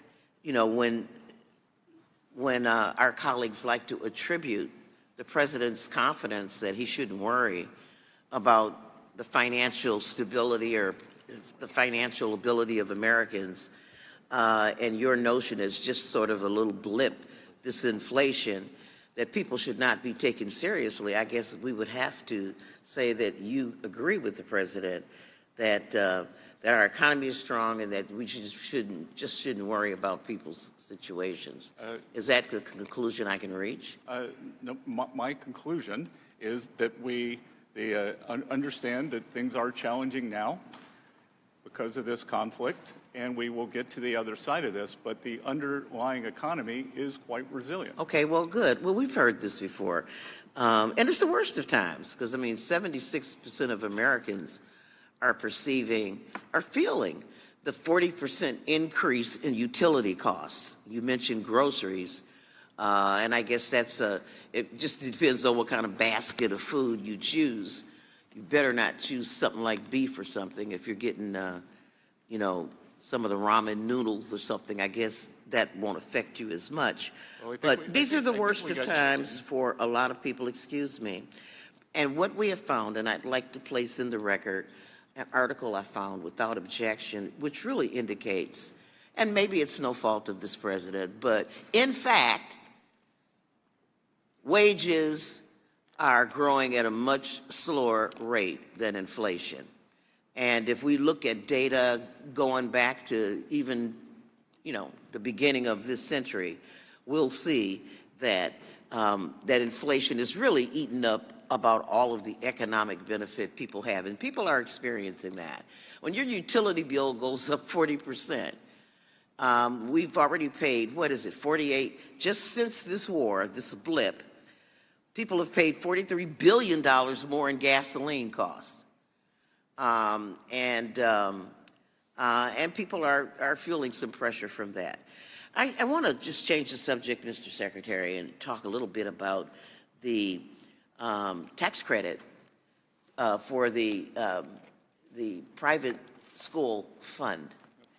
And this is a bill where, this is a program where a taxpayer can get a 100% tax credit for providing monies to the, what do you call these organizations, the school granting organizations?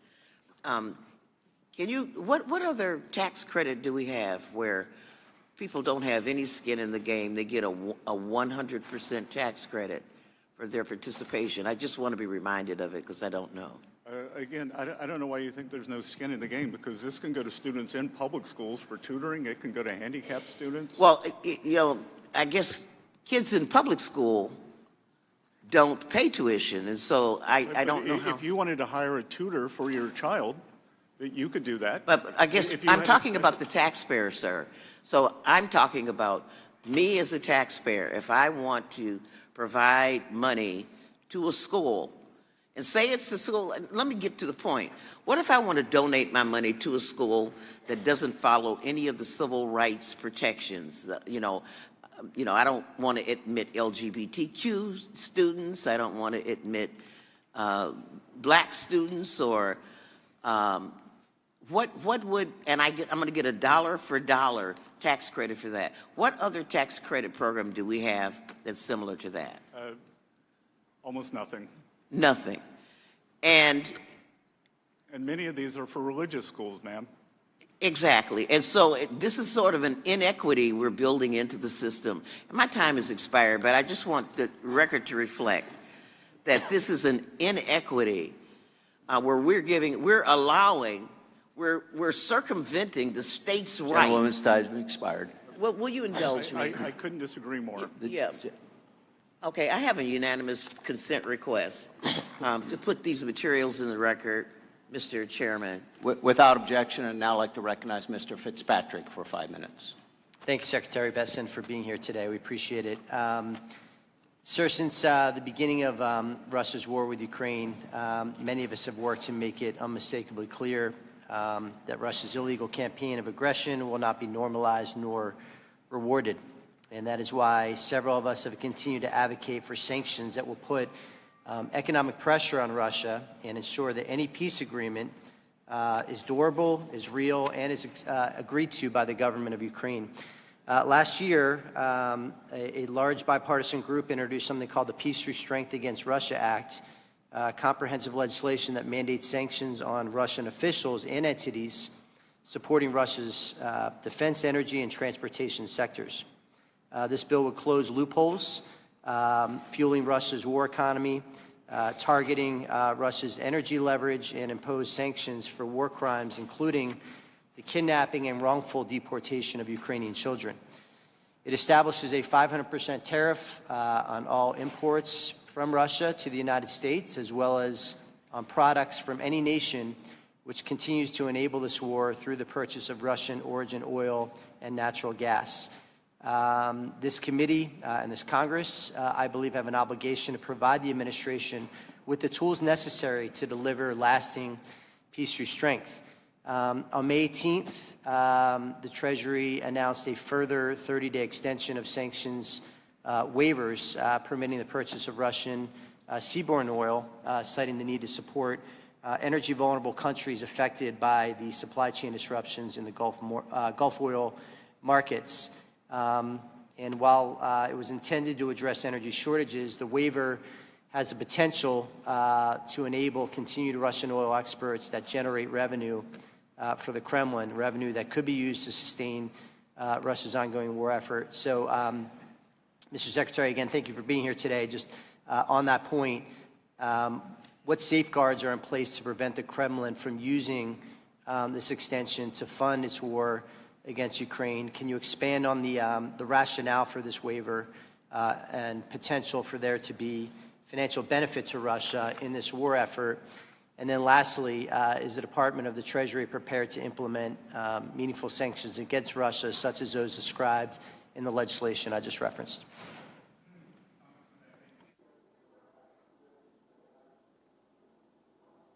You have to step back and think, are you willing to put a 500% tariff on China? Because all I've heard, especially from the other side, but many on our side, are how tariffs are inflationary. I don't believe they are, but a 500% tariff is an embargo. So I am the highest-ranking U.S. official in this administration to have visited Ukraine, so do not mistake my skepticism for this for a lack of support for the Ukraine. And let's go back and look at the sanctions regime. The Biden administration was weak, and weaker on Russia's sanctions. There were exemptions. If I were to score 0 to 10, the sanctions level was 3%. And then probably the worst national security advisor in history, Jake Sullivan, on his way out the door in January of 2025, raised what I would call the sanctions level from a 3 to a 6. So the Trump administration could adhere to those sanctions, and we have. In October of 2025, President Trump asked me how could he really turn the heat up on Russian Federation, and I said, you could do what no one else has done. Sanction Lukoil and Rosneft, and that has been done.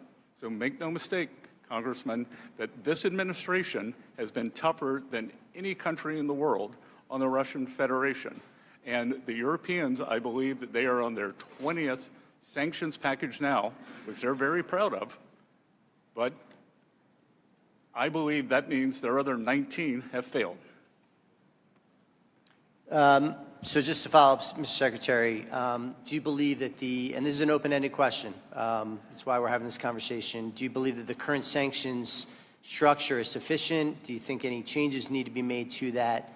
And if you could address the issue of the waiver as well. Well, with the waiver's done two things. It has kept overall global energy prices lower, and the other thing it has done, during World Bank, IMF week, many of the most vulnerable countries asked me to continue the waiver. I had not intended to, and we have. My guess is, or my strong inclination is, that if there are further waivers, that they will be country-specific and not generalized. And the Russian Federation has seen very little incremental revenue because of the waivers. Their oil was always going to China, and now the oil can go to our allies. Gentleman's time has expired. I'd like to recognize Ms. Tenney for 5 minutes. Over here. Thank you so much, Secretary Bessent, for being here. And while we're on the energy topic, I do come from New York, where we've banned natural gas drilling, and we're talking about affordability.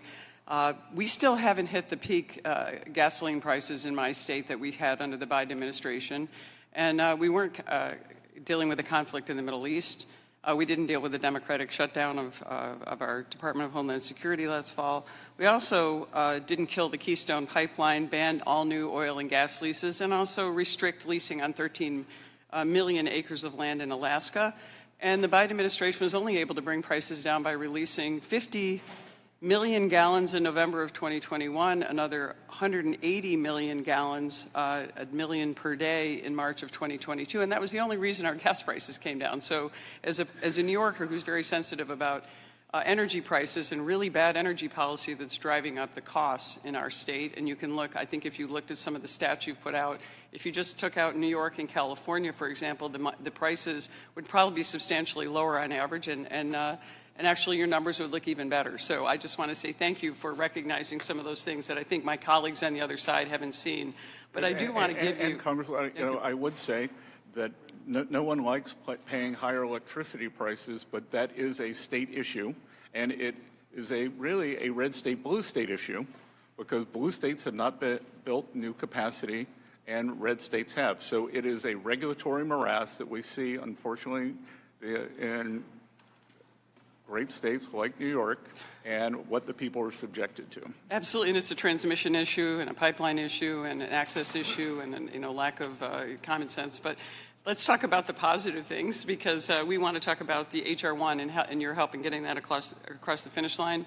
Obviously, it was a monumental piece of legislation building on 2017 tax cuts that I actually was in Congress for and voted for, and we are grateful to you and your department for making that happen.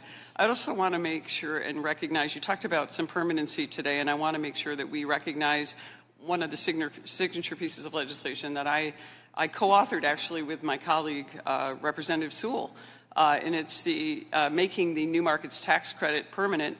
as part of H.R. 1, and that was something we fought hard for, and it was very bipartisan. In my district alone, in upstate New York, which is way up in the rural areas, New York 24 stretches from the St. Lawrence Seaway all the way to the Niagara River. The New Markets credit has delivered over $38 million in total project financing, supported by over 350 full-time jobs, and has brought real investment to communities in our region that Washington often forgets, and we appreciate you for that. And the permanency also, it really helps our rural communities, especially low-income neighborhoods, and oddly enough, very similar communities that Ms. Sewell has in Alabama. So we want to thank you for that. And also want to just thank President Trump. The infrastructure has been significant. You talked about permanency and why that's going to be good for our communities. I do want to ask you a little bit, if we could just get into, when it comes to the implementation of New Markets, the Community Development Finance program and that fund. Can you just give us an update on that and where we are going to be with that in the future? In terms of the CDI? CDI, yeah, where we are with CDFI and how, and that looks like we're moving full speed ahead on that.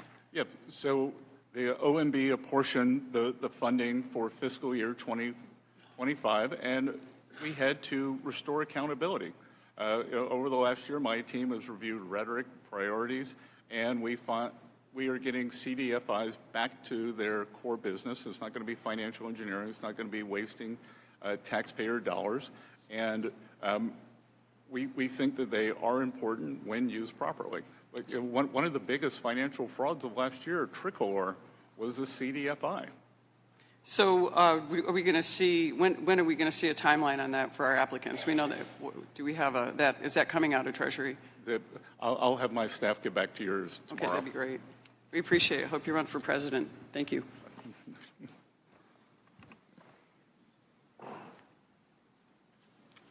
Thank you. Now recognize Mr. Boyle for 5 minutes.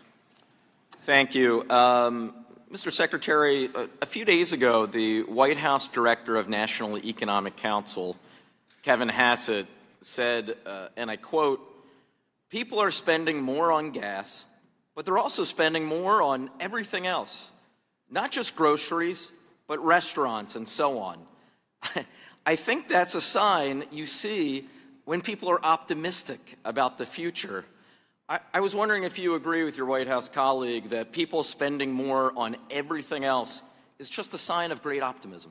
I think high discretionary spending is likely what Director Hassett meant. And you consider spending on groceries discretionary?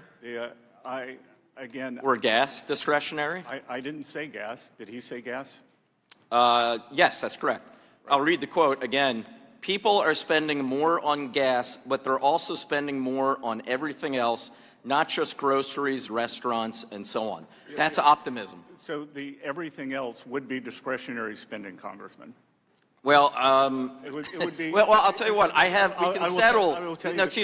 my time. I can settle how the American people are feeling about this economy because I have the data on it right here from Fox News just the other week. On the President and this administration's handling of the economy, 71% of the American people disapprove, including 40% of Republicans. On the President's handling of inflation, 72% disapprove. They disapprove, in fact, by a 3-to-1 margin over approval. So, do you agree with the American people, or are they just wrong?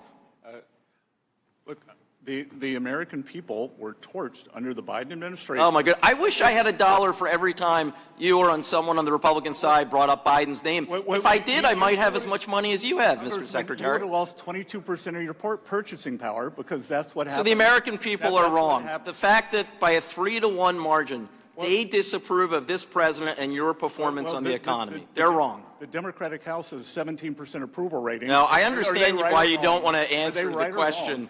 So let me, I forgot to mention, reclaim my time, I forgot to mention, consumer sentiment is at an all-time low. So the numbers on the approval rating of this president on the economy are the lowest since the Great Recession. But in terms of consumer sentiment, which actually does measure whether or not people are optimistic about their future, the lowest in the history of a poll that dates back to 1952. Well, let's look at the underlying data. 2/3 of those are Democrats. The Democrats... Now, two-thirds of those polls, so Fox News, The Economist, all the polls are wrong. You're citing the University of Michigan. And there have been other surveys as well, but the Michigan survey. Who listen to this kind of twaddle, they vote in the single digits, teens, whatever. Republicans, they vote much higher, and that's how you get, I don't even know what you're saying, Mr. Secretary. No, I don't think you know what you're saying. I know what I'm saying. I'm citing the facts. Those are the facts that you have a problem with, Mr. Secretary. Well, let me just turn, since I only have 2 minutes left, let me just turn to this. I think it's unquestioned fact that in the 2024 election, President Trump, in my home state, the Commonwealth of Pennsylvania, and throughout the country, especially those 7 big battleground states, he promised the American people, and I quote, "I will lower costs on day one." Well, Mr. Secretary, as it turns out, today is exactly day 500 of this administration, and costs aren't any lower. They are higher than ever before. Inflation is rising. Gas prices are surging. Consumer confidence, again, has collapsed. And health care costs are going up thanks to the bill that you helped pass over a year ago. Why won't you just admit that this has been a failed presidency? Because the first step to turning this around would be admitting the problem. The 2.6% GDP growth, exceptional job growth in the private... That's the average since President Trump came into office. Real wage increases every month except for April. So if you, once again, inflation is eating away at the pocketbooks of the American people. I can tell you this: in the 30 seconds, reclaiming my time, in the 30 seconds I have left, when I was back home in Northeast Philly a couple days ago, and at a gas station, people were paying over $4.50 a gallon. They were feeling a lot of things, a lot of emotions. I guarantee you, optimism wasn't one of them. With that, I yield back. Thank you very much. Thank you. Thank you, and I'll recognize Mr. Murphy for 5 minutes. You know, memory is a wonderful thing to study. How we I think George Orwell called it memory holing. Yeah. So it's really hilarious, I think, actually sad and pathetic on another hand, that people don't remember. You know, I'm sorry that people get triggered when they talk about the former president, but 21% cumulative inflation during 4 years, which I think, maybe you're smarter than I am in this regard, contributes a lot to what's going on.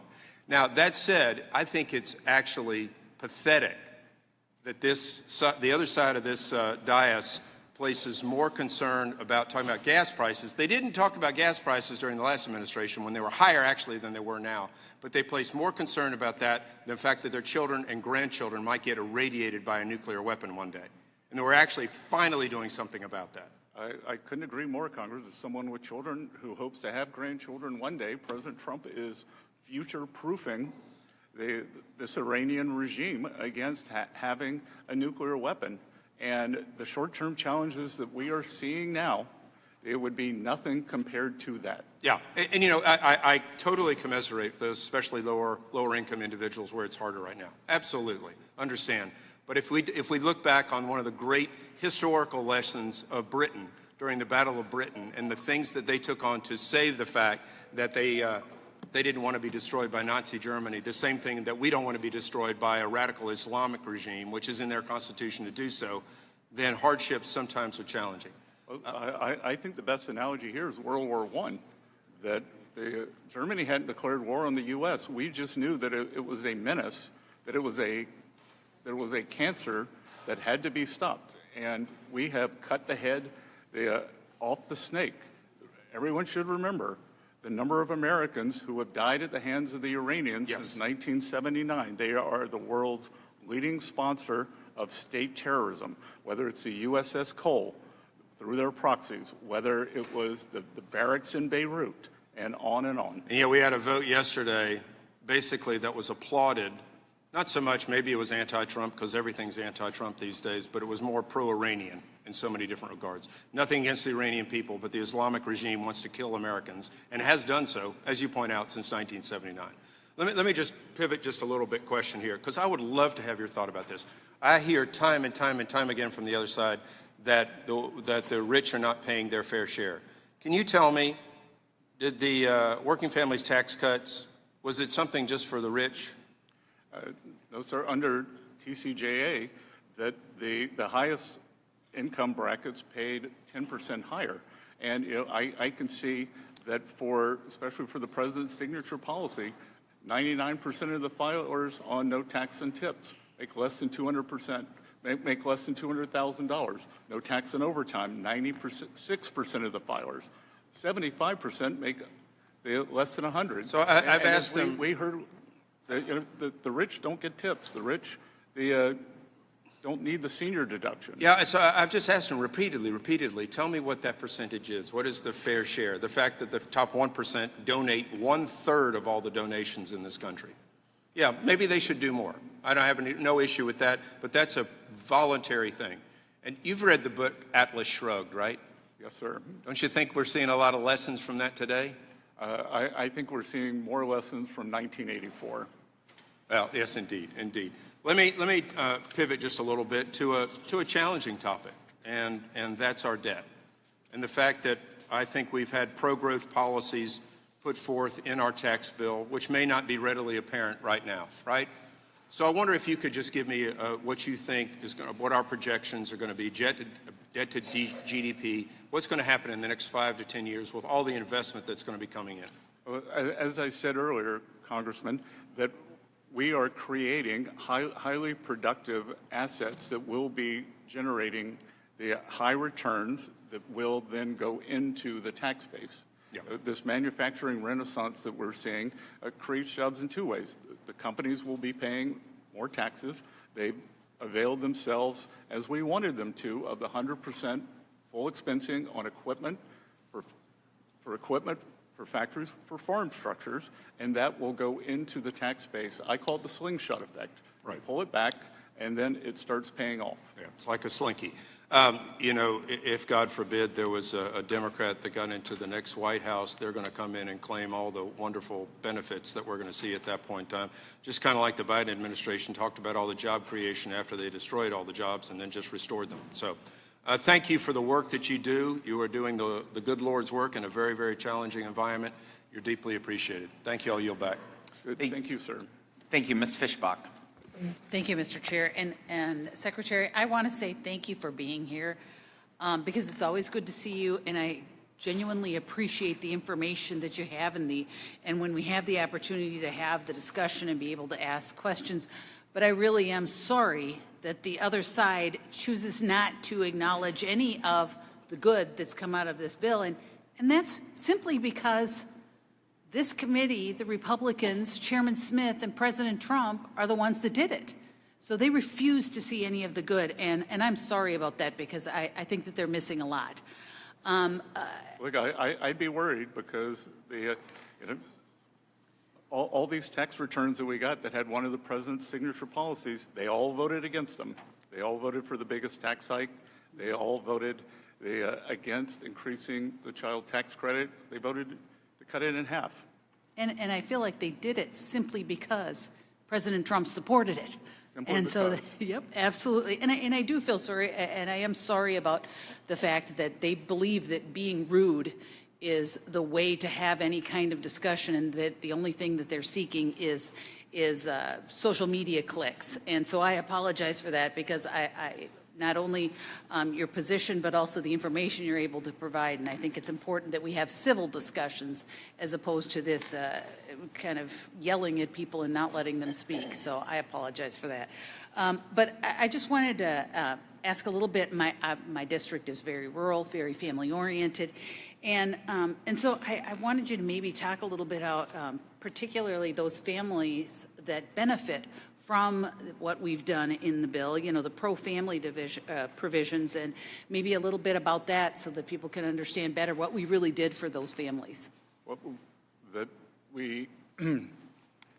first of all, permanence is very important. We increased the child tax credit from $2,000 to $2,200. That is permanent, and we've done, and that per child, 40 million families have claimed this benefit. And with everything here, as someone His studied the history of economics. We would have had a cataclysmic event if we'd had a $5 trillion tax hike. Absolutely, absolutely, and I think it's incredibly important, like I said, to not only to all of the families, and I, like I said, represent a rural area with lots of families, and so I think it's incredibly important that we do provide those kinds of tax breaks for those folks. And what would have happened had we not been able to do that is incredibly scary. And I think we have a barbell here. The representative that we have on one side, it's the expensing of business equipment, can be farm equipment. We have ag structures. And then on the other side, the president's 4 signature policies. And you anticipated, I think, some of where I was going to go with the ag, but I also did want to, with a little bit of time I've got left, is talk a little bit about the small businesses, because our communities depend so much on those small business. And I think that 199A has been discussed earlier, but I think that if you have anything else to say on how just critical these tax cuts are to those small businesses, because I will tell you, those small businesses are absolutely the backbone of my district. And so if there's anything else you want to add on that. Well, Representative of the Wall Street Journal accused me of being a populist, the firebrand, because I said it's time for Main Street to do well, which I pointed out to them. That's why it's called the Wall Street Journal, not the Main Street Journal. And this is a Main Street administration. I came from a small town, and Wall Street always does well, and everything with 199, they make sure that Main Street small businesses, as I said earlier, many people put their life savings into these businesses, and they are the backbone of many of our communities. We've tried to make sure that they have proper lending, but importantly, when you're going to take on that kind of financial risk for yourself, your family, you want to have certainty. And I think we've given them great certainty, and I think permanence. I think permanence in these tax cuts. We will never have to call them tax cuts again because they are permanent. Mm-hmm. Well, and with my remaining couple of seconds, I know that you were invited to Pennsylvania, but I'd like to invite you to Minnesota anytime, and so that you would get outside of the metro area and into the rural areas where these permanent tax cuts have really had an effect. So I thank you for being here, and Mr. Chair, I yield back. Thank you. Mr. Secretary, there's no need to read that paper anyhow. I would just point that out. Mr. Byer. Thank you, Mr. Chairman and Ranking Member. Mr. Secretary, thank you for being here. And I have no intention of trying to find something for social media. I share your concern. I'd love to see faster economic growth in America. 3% would be amazing.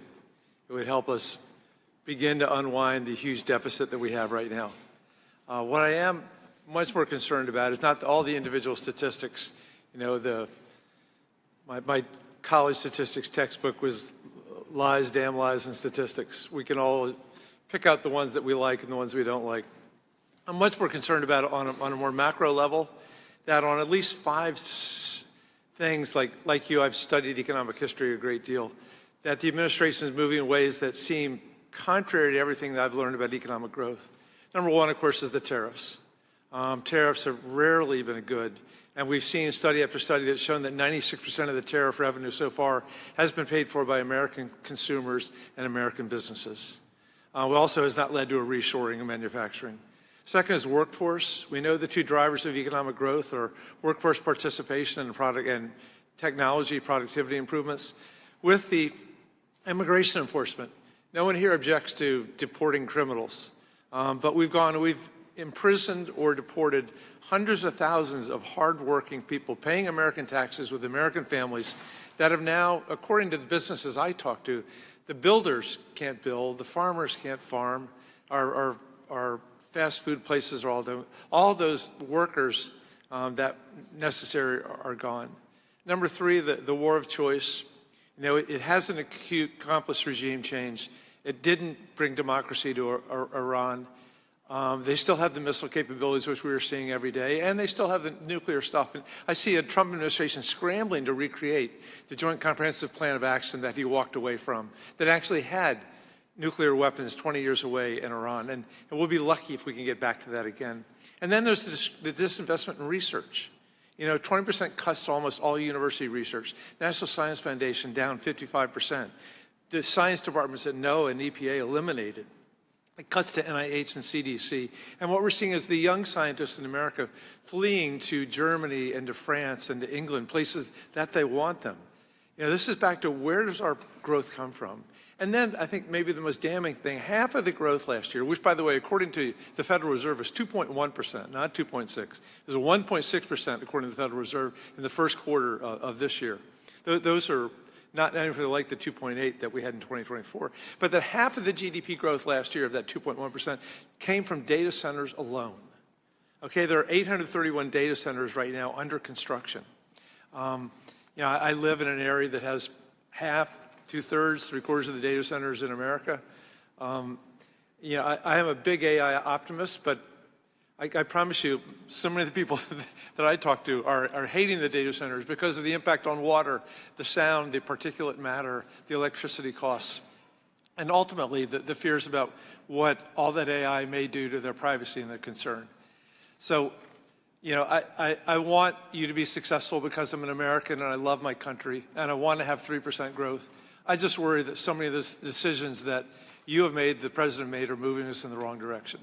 And with that, rather than getting into an argument about you, I know your responses. Let me move to something that I think has not been touched upon today. Is that, as they say in a courtroom, asked and answered? Oh, yeah, maybe. Yep. The president announced that he was appointing, you had plenty of chance today, that he appointed a businessman and current head of the Federal Housing Financing Authority with zero background in intelligence gathering and national security to be the acting DNI. Of course, I speak for many of us, we think that Mr. Pulte is wildly unqualified for this job and also has misused his limited authority as head of the Federal Housing Finance Association to manufacture bogus mortgage fraud cases against the president's enemies. But I know that you've had some interaction with him before. I think you said at the Finance Committee yesterday that you told him you were going to kick his rear end.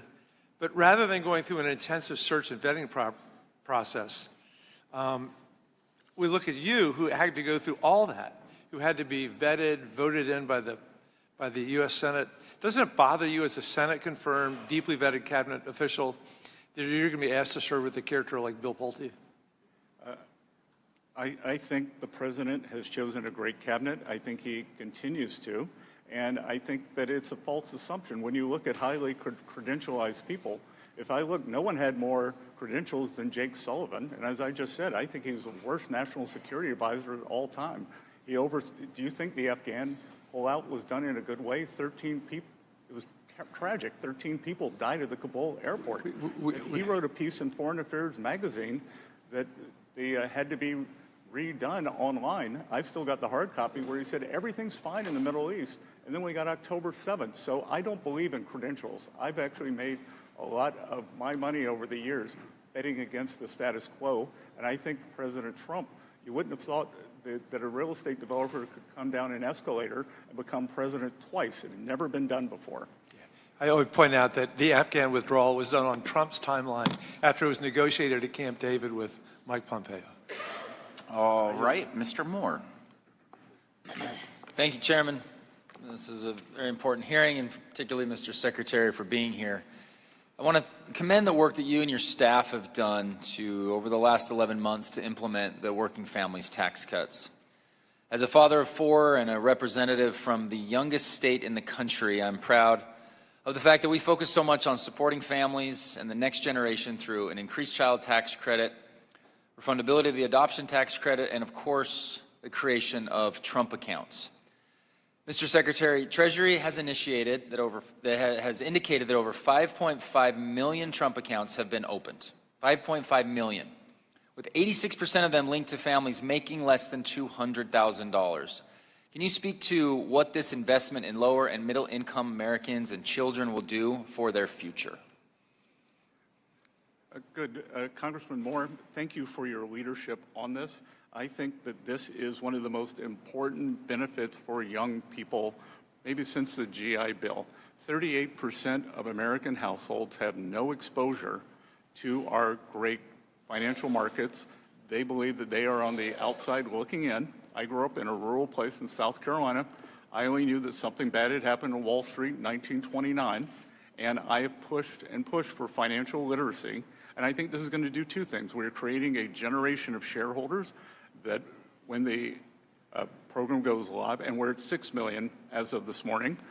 When we go live, July 4th is a Saturday, we'll go live on July 6th, that all those families will be able to look at the app and know that they have a share in our great economy, in our great markets. And we have created, at Treasury, we've created learning modules, trumpaccounts.gov.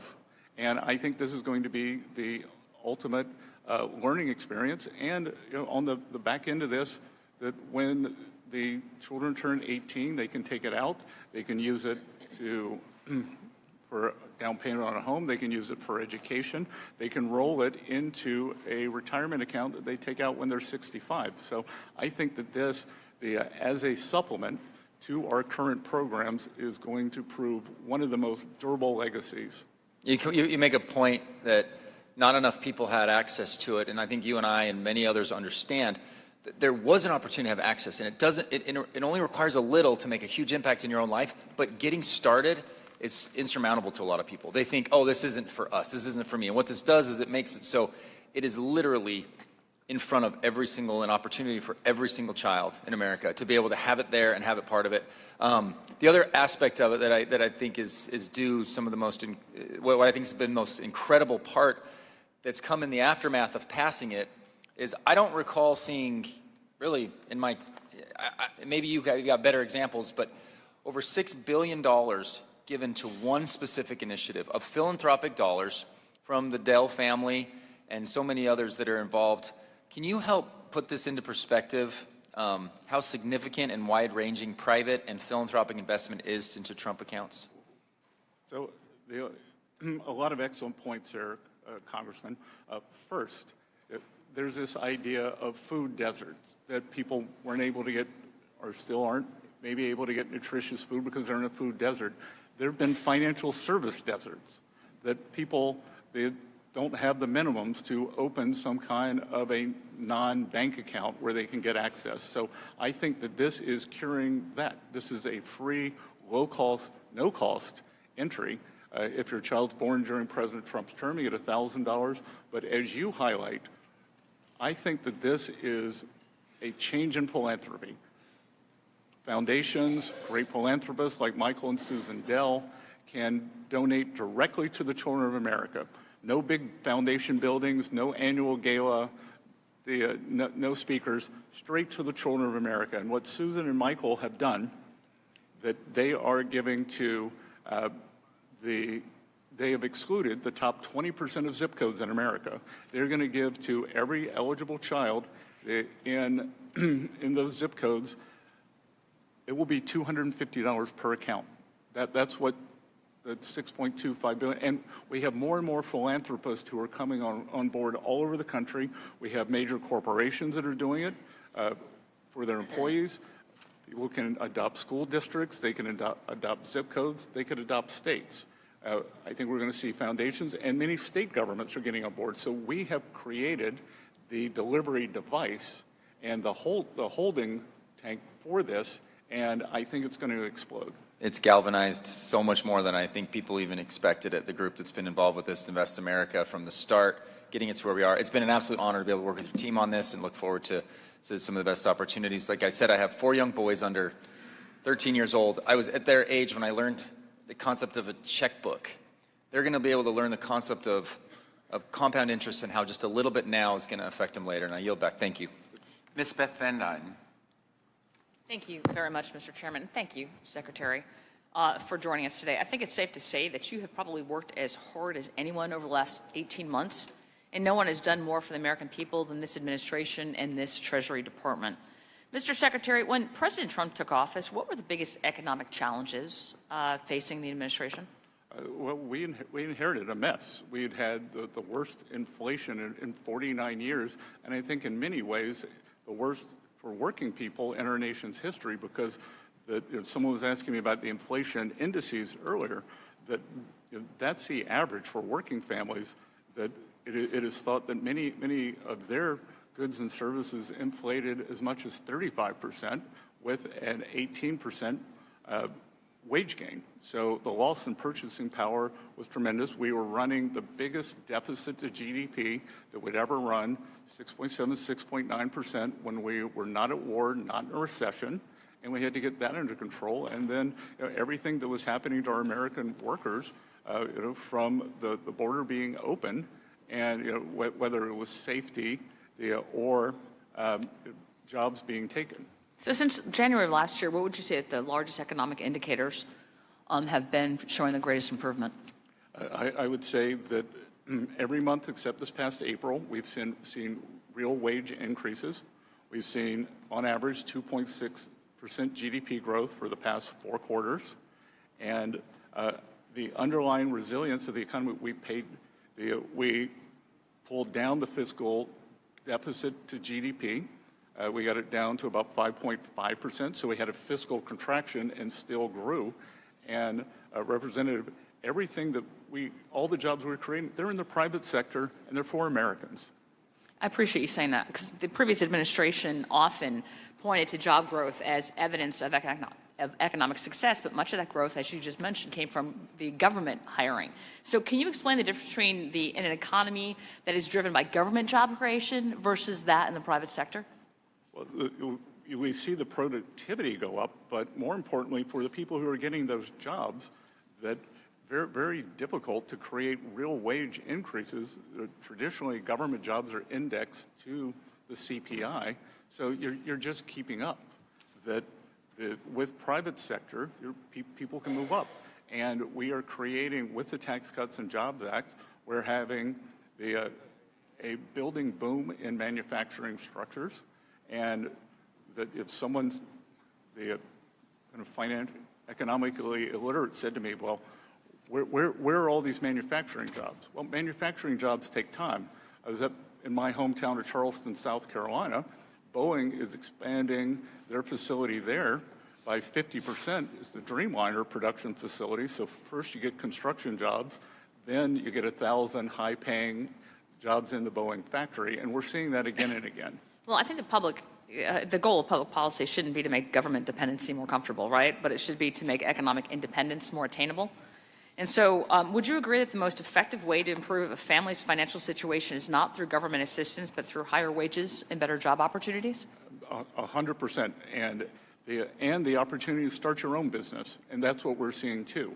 That in terms of Main Street coming back, that one of the things, I spent my career in the financial sector, and 45% of our small and community banks disappeared since the great financial crisis. Senator Warren likes to say, ooh, we might have a bank failure. She killed 45% of the small banks. Yeah. I think the Trump administration is rightly focused on creating the conditions for private sector growth and for private sector hiring, because every new private sector job represents an American who is less dependent on government and more empowered into their own future. And I think as Congress considers policies that encourage work and reduce dependency, I do believe that we have a responsibility to connect people with opportunity. So I'm going to ask you, what are you doing on August 6th? I'm not even sure what I'm doing. Let me tell you, for the 5th consecutive year, I am hosting what has become the nation's largest job fair. Last year, we had over 500 businesses that represented over 33,000 jobs, and we had about 35,000 people came last year to Globe Life Field, and we're going to do it again this year, August 6th. And we would love to have you there. I am formally inviting you right now to attend. Because if you want to know about economic policy, don't ask anybody in Washington. Ask the single mom who now has a job that pays the bills. Ask a vet who now finds a new career. Ask a worker who can get off economic, government, federal assistance because he's got a job that has given him a new opportunity. These are the real scorecards that I think that we should be looking at. Well, I was just in Texas a few weeks ago. I'm going to be there next week, and that is the land of opportunity. I appreciate you saying that. I think the clearest measure of a successful domestic policy is whether Americans believe opportunity exists. And I think on August 6th, over 35,000 people are going to walk into Globe Life Field looking for not for government assistance, but looking for jobs. And over 500 businesses will be there because they need workers. And to me, that's the strongest real-world indicator that President Trump's economic agenda is working. And with that, I yield back. Thank you. Thank you, Mr. Evans. Thank you, Mr. Chairman. Thank you for being here, Mr. Secretary. The Trump-Biden administration administration is failing at home and abroad. It is not smart investment for the future, and certainly isn't delivering on the affordability agenda American people deserve. The president's policy has left Americans paying more in food and gas and health care and electricity. The electricity price is especially important to me because it's related to the growing concern around the cost of data centers and future investment in energy. Meanwhile, the Trump administration has said he does not care about the financial situation of Americans. He has called the gas price peanuts. While the GOP focuses on policies that make money for Trump and his allies, working families are paying the price. So I say to you, Mr. Secretary, obviously, there's concerns that we all have about what is occurring. Though I know you may have a different view, I want to share with you the view that I'm having and living with and hearing my constituents talk about. So as a result, I yield back the balance of my time and thank the chairman and the ranking member for this opportunity of this hearing. Again, I thank you. Thank you, Congressman. Yeah, exactly right. Thank you, Mr. Feenstra. That to me. Thank you, Chairman and Ranking Member. Thank you for holding this hearing. Secretary Bessent, I truly enjoy always talking with you. I was a professor of business and economics, and when I got my doctorate, I actually did some work on what you've done in the past. So I'm always very impressed. I want to just say, we've done some historic things over the last year. Obviously, the big, beautiful bill, the Working Families Tax Cuts Act, is just incredible. Can you talk a little bit about that bill? And I'm going off script a little bit, so I hope I'm okay. But can you talk about international tax and what that is going to do to bring in onshore businesses and keep the U.S. competitive around the world? We have so many multinationals and other companies that do jobs around the world, and I see a lot of this employment coming back, and a lot of the workforce that we're going to have in the U.S. is going to grow. Can you talk a little bit about that? So, a couple of things, and I enjoyed our trip out to Iowa. I remember fantastic being there when everyone says that the gasoline prices aren't going to come down. I remember the level when we went to the diner. That's right. And they will come down. You know what? And they're all happy. You know, compared to what everybody else is saying, all the farmers are happy. So corporations have a choice globally. Yep. And I think with this administration, I've often described that we have a three-legged stool, and it is tax, trade, tax, trade, and regulatory certainty. Yep. And all of those have worked to push the businesses back into the U.S. to make them want to come here. And it's certainty. Come here, you have tax certainty, you have regulatory certainty, and you have energy certainty. U.S. is an energy superpower. Yes. And I am responsible for the U.S. economic dialogue with China. And when I look at, what does China envy the U.S. over? It's our military. It is our economic system and the strength of the dollar. It is our innovation, and it is our energy. And we can't take those for granted. And all of that centers around the tax policy and this immediate expensing. It's my belief that in China, they spend about 4% of GDP. Yep. The subsidizing industry. That's right. So we aren't command and control economy. What we tell people, I don't go through the S&P 500 and say, you need a loading dock, you need a new assembly line. We just give companies 100% expensing, and they can do what is best for them. Yep. And it's capitalism. I mean, it works well. And like you said, we're not giving anything like China is. I mean, it's just phenomenal. It's just immediate expensing, and that's just a timing issue. I just want to talk about, I was really involved in the ACRE Act. This was borrowing farmers that borrow costs for manufacturers and agricultural businesses and stuff like this. Could you highlight how this will help strengthen America's agricultural economy? If you know a little bit about it or not, what it is, it's the tax on the loans. And we have lowered that. We want to continue to lower that. And can you just tell how that could incentivize growth in rural America? Well, I think that deferral on the tax is very important because there is nothing with more fixed assets. Farming is an interesting business. My family's been in the farming business for 250 years. That it's an interesting business because you have high fixed income assets or high fixed assets, but you have uncertainty based on weather, production. So that's right. There is a lot of uncertainty, and this brings much more certainty in terms of cash flow to those farms. Yes, absolutely. Then one final thing, based on farming and stuff like that, I call it the pilfer tax. It's actually government sticking their hand in the grave and wringing a dead person's neck and saying, you owe us 40% in death tax. I'm always appalled by this when somebody passes away and all of a sudden we say, oh, by the way, you owe us 40% tax if you pass that land on or that manufacturing or that small business on to the next generation. So we did $15 million. Thank you to President Trump and everyone else to get that done. What is your thoughts on trying to permanently get rid of the death tax? I mean, do you tend to agree it's sort of a pilfer tax? Well, it's all that capital has already been taxed at least once, many times twice. And to go back to farmland, I've studied tax policy around the world. In many countries, including the UK, farmland is not subject to death duties. That's right. That's right. Thank you so much. Always good to see you. Thank you. I yield back. Mr. Chair. Thank you. The chair recognizes the gentleman from New York, Ms. Malliotakis. Thank you very much. Secretary Bessent, thank you very much. Welcome to our committee. It is great to have you here. First, I want to say thank you for your words in support of suspending the federal gas tax. I have legislation that would do that. It would suspend it for 90 days, give the president additional authority for 125 days. I'm introducing that with my colleague, Max Miller, on this committee as well, and we hope that we can get that through.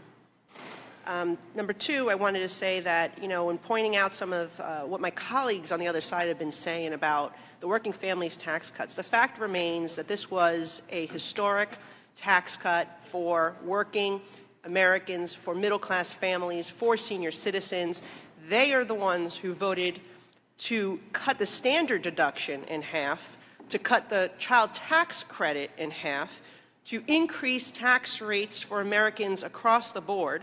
And they also voted against tax cuts for tipped workers, for those who work double shifts and overtime, for refunding taxes paid on Social Security to our senior citizens. And so first, the SALT deduction and the senior citizens, I believe, in addition to the child tax credit, which we've seen tens of millions of families take advantage of across the country, I think the SALT and the senior deduction were most beneficial. I was very proud to have authored the bonus senior deduction, and I think essentially it has given back the seniors that qualify the taxes that they paid on Social Security. And they're seeing that money returned to them, which is why it is no tax on Social Security provision. Could you talk a little bit about SALT and senior deduction, how that benefited, preferably New York, but the entire country? Well, I think in high-tax jurisdictions, high-income, high-tax like yours, bringing back some level of the SALT deduction, it was appropriate. I think that no one negotiated harder, well, maybe a couple people, but it was a group effort from some of the Northeast and California delegations, and I think we got to a very good spot on that.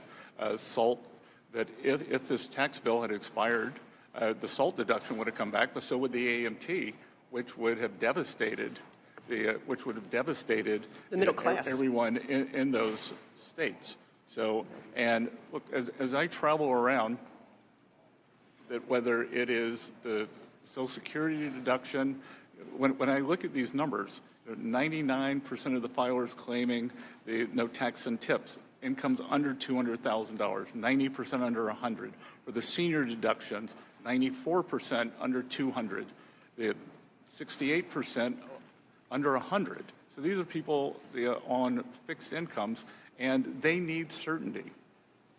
Yeah, and the SALT deduction, again, was not for billionaires. It was targeted to families of incomes of less than $500,000. I think it was very well tapered. It certainly was, and I know that. Tailored and tapered. And I can tell you that in my district, we have many people who have saved thousands of dollars because of that SALT deduction, and seniors who have saved thousands of dollars because of the other deduction as well. And I just want to turn to some of these organizations that we've been talking about. Our committee has investigated these organizations that we're seeing a lot of foreign influence. We continue to see examples of foreign actors exploiting nonprofit organizations to interfere in our political process, to fuel anti-Semitism, in some cases even support or promote terrorism. We have also seen an increase in these organizations coordinating with and receiving support from individuals connected to the Chinese Communist Party. One of these organizations is Code Pink, which Department of Treasury, your department, as well as Justice, have launched an investigation into. I mean, the Code Pink founders and groups there, they've been meeting with Cuba's communist regime, the Iranian regime. In the past, they've met with leadership of Hamas. I would like to have an update on your investigation, and do you see the potential for some of these organizations to have their 501c3 status stripped? So I'm going to have to say it to this side of the room now. I can't comment on ongoing investigations, but they are fulsome. Okay. Well, we appreciate your efforts, and I yield back my time. And thank you for coming here, and thank you for putting up with some of the nonsense that we're hearing. Thank you. The chair now recognizes the gentleman from Carmel Valley, Mr. Panetta. Thank you, Mr. Chair. I appreciate that. Secretary Bessent, thanks for being here. And I guess you go by Dr. Bessent based on that South Carolina degree that was conferred on you? Only for the working press. Understood. Look, as you heard, I hail from Carmel Valley, the place I grew up. Place my Italian immigrant grandfather settled, thank God.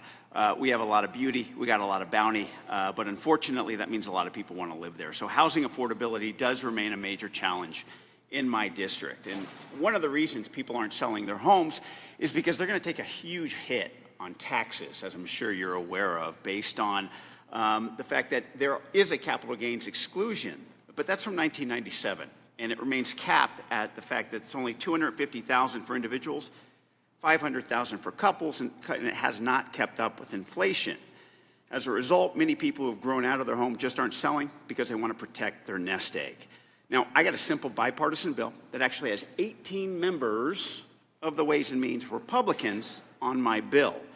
And in fact, except the chair at this point, but I'm trying to get him as well.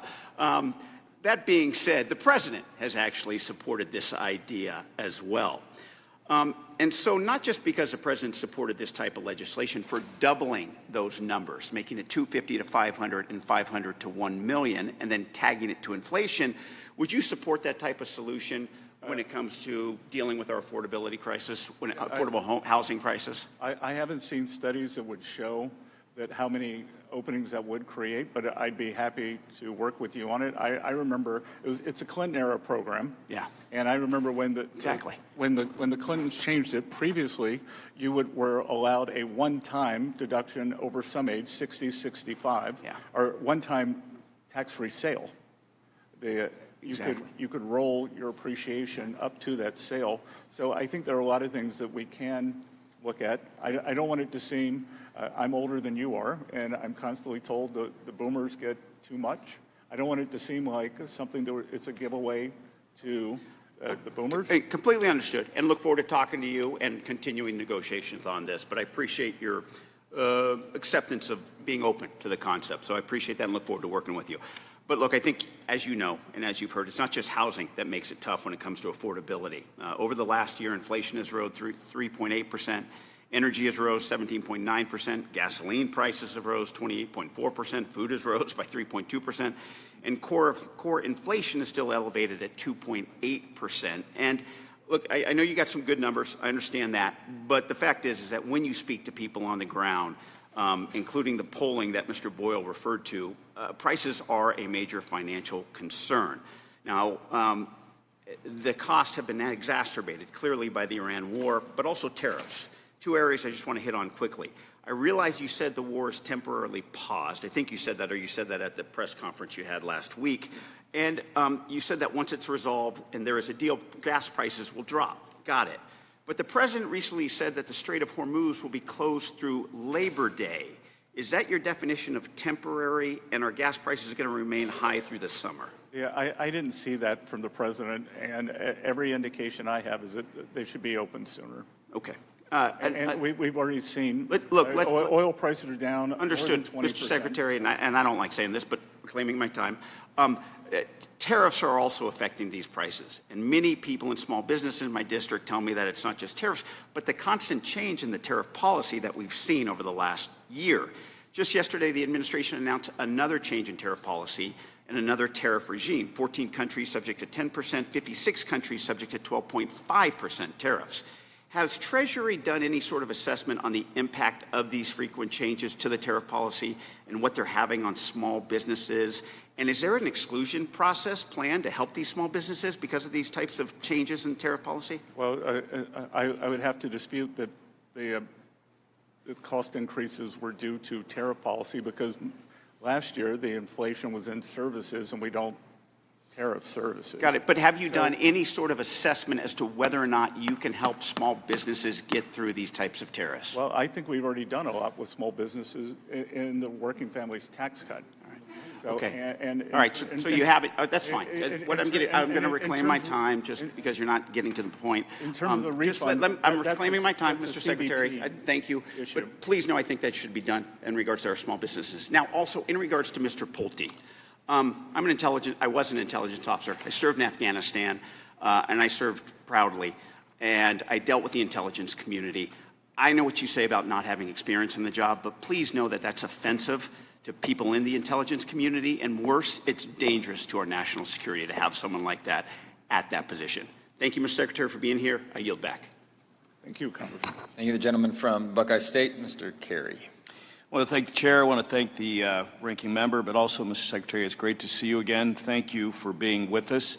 And again, I want to touch upon a lot of the facets with the working families tax cuts. And how it has affected the average American. But first of all, I do want to say, quite frankly, I just want to kind of highlight some of the successes within this monumental piece of legislation. You know, this landmark legislation was drafted with every American in mind. It didn't matter their race, their gender, their income level, their marital status. This affected all Americans. The overall share of taxes paid by the top 1%. At the end of the day, this is a fact. This isn't disputed. It went up. Well, a family with 2 children saw their tax returns increase by an average of 11%. That's a fact. For our small businesses, think about our small business, the backbone of the American economy. We permanently extended 20% small business deduction. Mr. Secretary, that's big. That's big. For our seniors, and coming off of the Social Security fairness that we did in the pre-administration, but for our firefighters and our postal workers and our police officers, but just what we did within the Social Security space, a $6,000 tax deduction, which is greater than the Social Security taxes the average senior household currently pays. For our manufacturers who built this country, we implemented 100% immediate expensing for equipment and machinery. That's what we did. Now, there's been a lot of talk about energy. There's been a lot of talk about fuel prices for our country. And I want to just highlight a couple numbers because we've heard a lot of numbers, and energy happens to be something I do know a little bit about. But today, the average gallon of gas is $4.24 per gallon. Into the previous administration, same time, average price was $5.16, without the sword of Damocles of a nuclear warhead in Iran. You have to understand history to understand how terrible that regime and the threat that would have been for all Americans. But let's talk about the pro-family policies that this monumental piece of legislation did. It permanently extended $2,200 tax credit and tied it to inflation. That's every working family that has kids, folks. Every working family. Extended the adoption tax credit. Expanded education savings accounts to include additional K through 12 additional expenses. Expanded the health savings accounts. Great things. Improved employer-provided child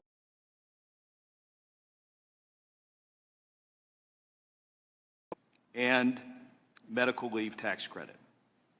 Our children will recap the benefits of the Trump accounts, in which 5 million children have already been enrolled. Now, this legislation didn't pick winners and losers. It didn't prioritize certain segments of the American population over the others, and it's not a government handout to any particular economic sector. This is sound tax policy focused on ensuring the tax certainty for all American businesses, putting more money in the pockets of hardworking Americans, and putting our country on a trajectory for economic success. Now, Mr. Secretary, I know that you've had to listen to a lot of things today, and we do appreciate your service. We do appreciate you leaving the private sector to do something that, in many ways, is a very difficult position to be in. But Mr. Secretary, your time, your staff's commitment, and this commitment of the administration to make America a better place, we appreciate that. So with that, thank you again for being here today. And with that, Mr. Chairman, I yield back. Gentleman yields. Congressman, thank you. Also from the Buckeye State, Mr. Miller is recognized. Thank you, Mr. Chairman. Mr. Secretary, it's great to see you again. Good to see you. And to note, Chairman, just a better part of the Buckeye State, for the record. But thank you, Mr. Chairman, and thank you to Secretary Bessent for your testimony before this committee today. It is much appreciated. Since we last discussed digital assets in this room, the landscape has shifted from a conversation about the rise of these technologies to a question of how we successfully integrate them into our regulatory tax infrastructure. We've seen meaningful progress. The Senate Banking Committee has advanced the Clarity Act to build a market structure framework. Additionally, I, along with my colleague to my left over here, Rep. Horsford, have introduced the Digital Asset Parity Act to finally provide the common sense tax certainty our businesses and investors truly require throughout our country. We are no longer debating whether digital assets are here to stay any longer, but rather how we define the rules of the road, and we believe that this is necessary now at this time in our history. I truly look forward to discussing how Treasury can collaborate with Congress to ensure these dual frameworks provide the economic stability and tax fairness the American people deserve. Mr. Secretary, the Parity Act was introduced to solve the phantom income and tax as cash hurdles that currently plague American businesses and everyday investors. We've seen that without tax parity, companies are hesitant to adopt these tools. Individuals are burdened by the reporting requirements that feel more like friction tax than truly a fair system. So I'll just get right to it. As the Treasury Department looks at the current tax code, how do you see the Parity Act, specifically its provisions for stablecoin payments and the elective deferral of staking in mining rewards, as a catalyst for keeping digital asset innovation within the United States rather than forcing it offshore? So, Congressman, thank you for those questions.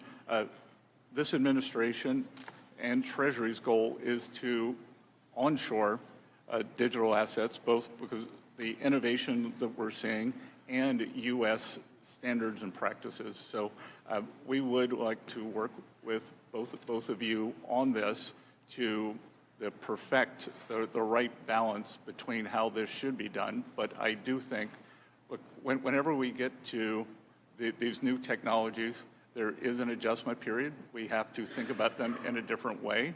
And I believe not only for the technology, for the payment rails, it's essential for us to be the leader to maintain dollar dominance.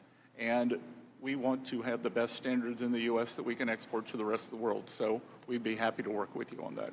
Thank you very much. We've been working extremely hard over the last, I'd say, 15 to 16 months to bring a framework. And truly what we're seeking here really is, besides the name of the legislation, clarity and parity and just stability for the tax code for these individuals. And I very much thank you for your answer and you willing to work with both of us on committee and all of us. Our bill And also... Congressman, I would say let's get clarity done by the 4th of July, and then we move on to the... how Mr. Secretary, I would love that. If you could help me with some of those individuals up there. I've been on the phone with them this week. All right, well, if that thing gets moving, then yes, it makes our job much easier, and I would prefer that way as well. But thank you, and any more guided push would be awesome on our committee, and very grateful. A critical piece of this legislation is the application of Section 1058, like treatment to digital asset lending.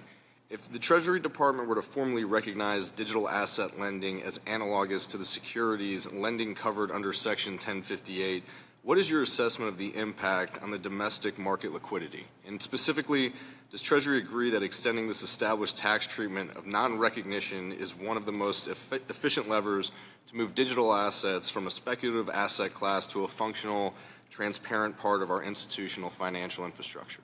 Congressman, you obviously feel strongly about this. I have a motto in life: no data, no opinion. But I will get back to you with an opinion. I very much appreciate that. This has been one of the tougher subject matters that we've discussed on the committee, because I believe that this country for a long time has been stuck in the analog era, and we are now in the digital age.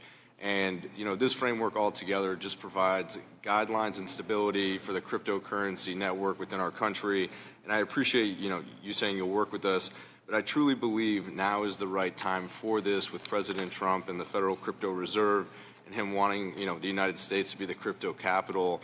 My concern is that if people like you and I and others right now, who don't have a good understanding, aren't the ones really steering this, to its, final destination, then we may never get there, and it may get screwed up in a different way. But I truly appreciate you being here, working with Rep. Horsford and myself, and I yield back. Good. Thank you. Gentleman yields. The chair now recognizes the gentleman from Vegas, Mr. Horsford. Thank you to the chairman and to the ranking member, and I look forward to working with Congressman Miller and the other members of the Committee on the Parity Act, which is a true bipartisan bill. Before I begin, though, I want to thank Chairman Smith for his commitment to working with me also on the Full House Act. Prior to the Senate-passed bill, gaming patrons could deduct 100% of their gambling losses. They were taxed on what they actually earned, nothing more, nothing less. The Senate changed that. This provision was included without meaningful debate and creates a fundamentally unfair outcome for taxpayers who participate in legal gaming activities. Under the new provision, patrons can deduct only 90% of their losses. That means someone who breaks even or even loses money overall could still face a federal tax bill. So, Mr. Secretary, will you work with Chairman Smith and me to fix this issue and to protect gaming jobs and tourism-dependent economies like Nevada? We'd be glad to, sir. Thank you. Now, you, Mr. Secretary, you talked a lot about permanency throughout today's hearing. For the tip worker, for the warehouse worker, for the teacher, for the nurse, and for the small business owners in Nevada, they don't need a temporary tax gimmick. They need permanently lower cost and permanently higher take-home pay. Yet when Republicans wrote their bill, they made a choice that the tax cuts for billionaires and large corporations would be made permanent while making the tax relief for working people temporary. To me and to the workers, that tells them exactly who they were thinking about when they wrote it. That's why I have introduced the TIPS Improvement Act, as well as the Overtime for All Workers Act, because I believe workers who earn tips or who work overtime should receive permanent tax relief, not temporary. If Republicans are serious about helping working families, they should join me in making tax relief for workers permanent, just like they did for billionaires. Now, Mr. Secretary, I want to discuss tariffs, which are hidden taxes that American consumers pay, including businesses. The Supreme Court ruled that this administration's broad tariff policy was unlawful.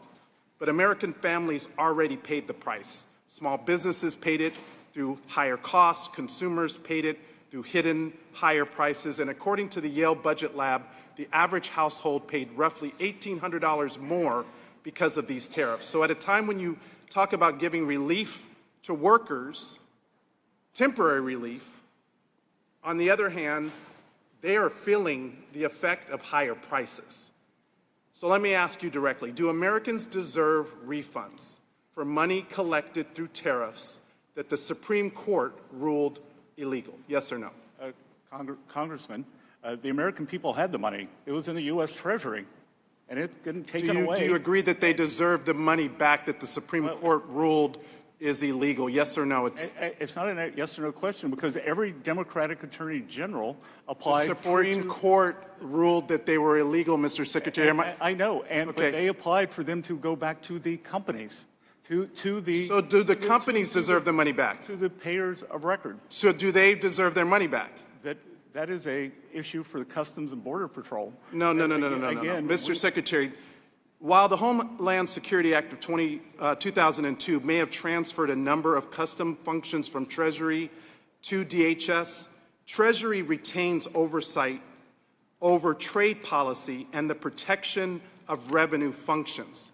Treasury can delegate those functions, but it cannot delegate that statutory authority. Just last week, the Justice Department appealed a court order that would have accelerated refunds to importers and to businesses. Mr. Chairman, I ask unanimous consent to submit for the record the May 29th article, U.S. to appeal judge's order for broad refund of Trump tariffs. Without objection. Thank you. Secretary Bessent, yes or no? Did you participate in discussions about appealing efforts to speed up tariff refunds? No. Treasury helps shape major fiscal policy, returning roughly $165 billion to businesses and consumers is a major fiscal decision. So why wasn't the Treasury involved? Again, we act as the payment agent. Your bank does not tell you which bills to pay. You tell your bank which. Well, from the public's perspective, taxpayers' perspective, the administration is fighting harder to keep their money than to return it.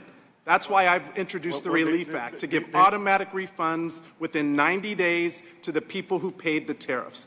And that once the refunds are made, that the benefit goes to the consumers that ultimately paid the price in higher cost. The Relief Act creates an automatic refund process, something that this administration has not been working to accomplish, and this would actually address the economic uncertainty that has been caused by these across-the-board tariffs. Not strategic, not in the best interest of American consumers, and it's time that we give the money back to the people who paid it. With that, I yield back.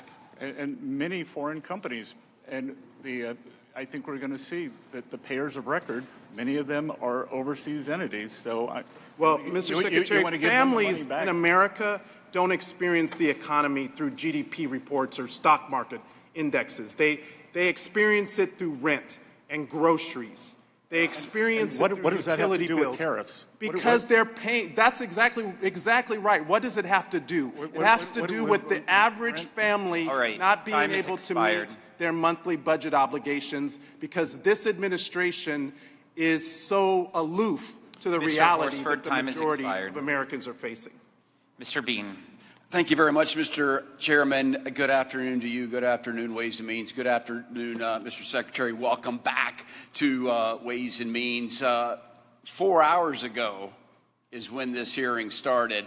But a year ago, we were in the middle of debate of the One Big Beautiful Bill. You, Chairman Smith, this president, we're all architects. You made some big, bold predictions. Pass this bill, Congress, and we will see a reverse of manufacturing jobs closing or fleeing the country. You made a big, bold statement that you'll put more money in Americans' pockets than ever before should we pass this bill. We passed the bill, and Mr. Secretary, everything you said is coming true. How about that? There's more money in Americans' pockets. The 4.5 million manufacturing jobs that we've lost since the year 2000 are coming back. And for me, speaking across Northeast Florida, people are excited, business owners are excited and making that happen. A year ago also, we were doing something else. We were debating fraud, waste, and abuse. You would think that would unite this committee, but you can see today we disagree on so many things. That's something that should unite us. I want to brag on something that you're doing in Treasury Department. You're a core pillar of President Trump's anti-fraud task force. Your subcommittees and your initiatives of the Office of Terrorism and Financial Intelligence, FinCEN, and the Office of Payment Integrity are leading the way of supplying that task force. Let's fight fraud once and for all. Something else you're doing. A year ago, we talked about it, of how fast we pay. The United States pays our bills very fast, sometimes too quickly, because we pay people who shouldn't get paid.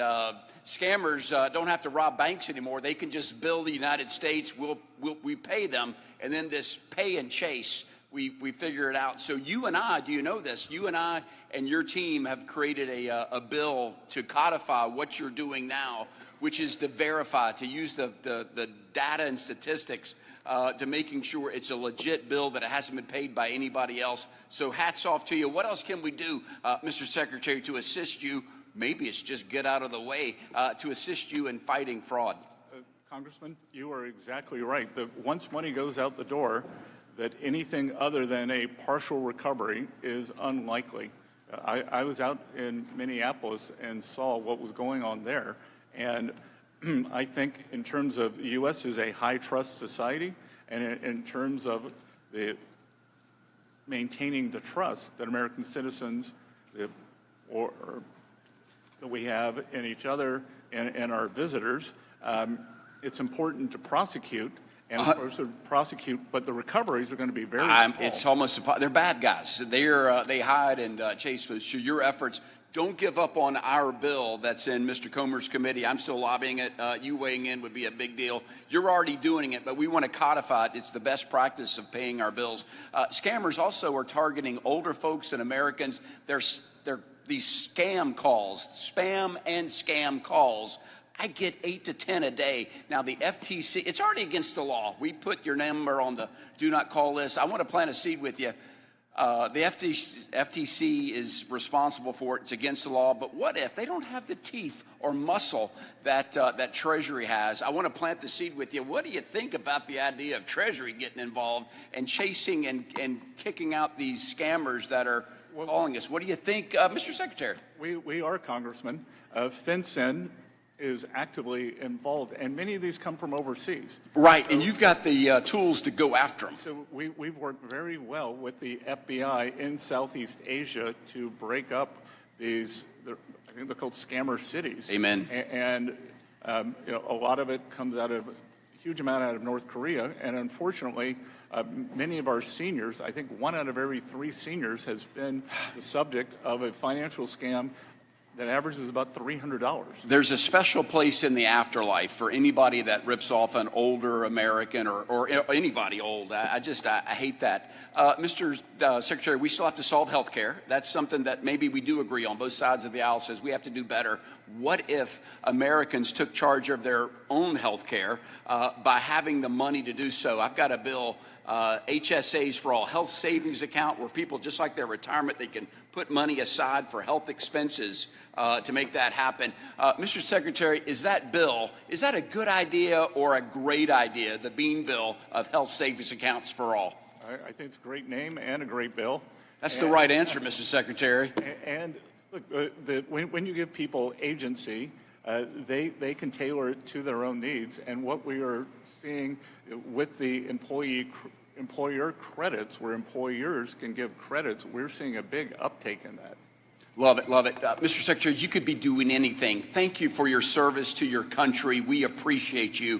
All the best. Mr. Chairman, I yield back. Thank you, Mr. Moran. Thank you, Mr. Chairman. Good afternoon, Secretary Bessent. Thanks for being here today. I know it's a long day. Thanks for your service to our country as well. You're doing a fabulous job, by the way. We appreciate your willingness to appear before the committee and provide updates on the important work being done at the U.S. Treasury Department. I'd like to build on some of the successes my Republican colleagues have already highlighted by focusing on 2 direct results from the Working Families Tax Cuts, both substantially improving Americans' lives and financial futures. First, I want to discuss the Opportunity Zone program. You mentioned this in earlier testimony, specifically the new Rural Opportunity Zone provisions. Last year, Ways and Means Republicans strengthened and modernized this program to ensure that investment reaches some of the most economically distressed communities in America.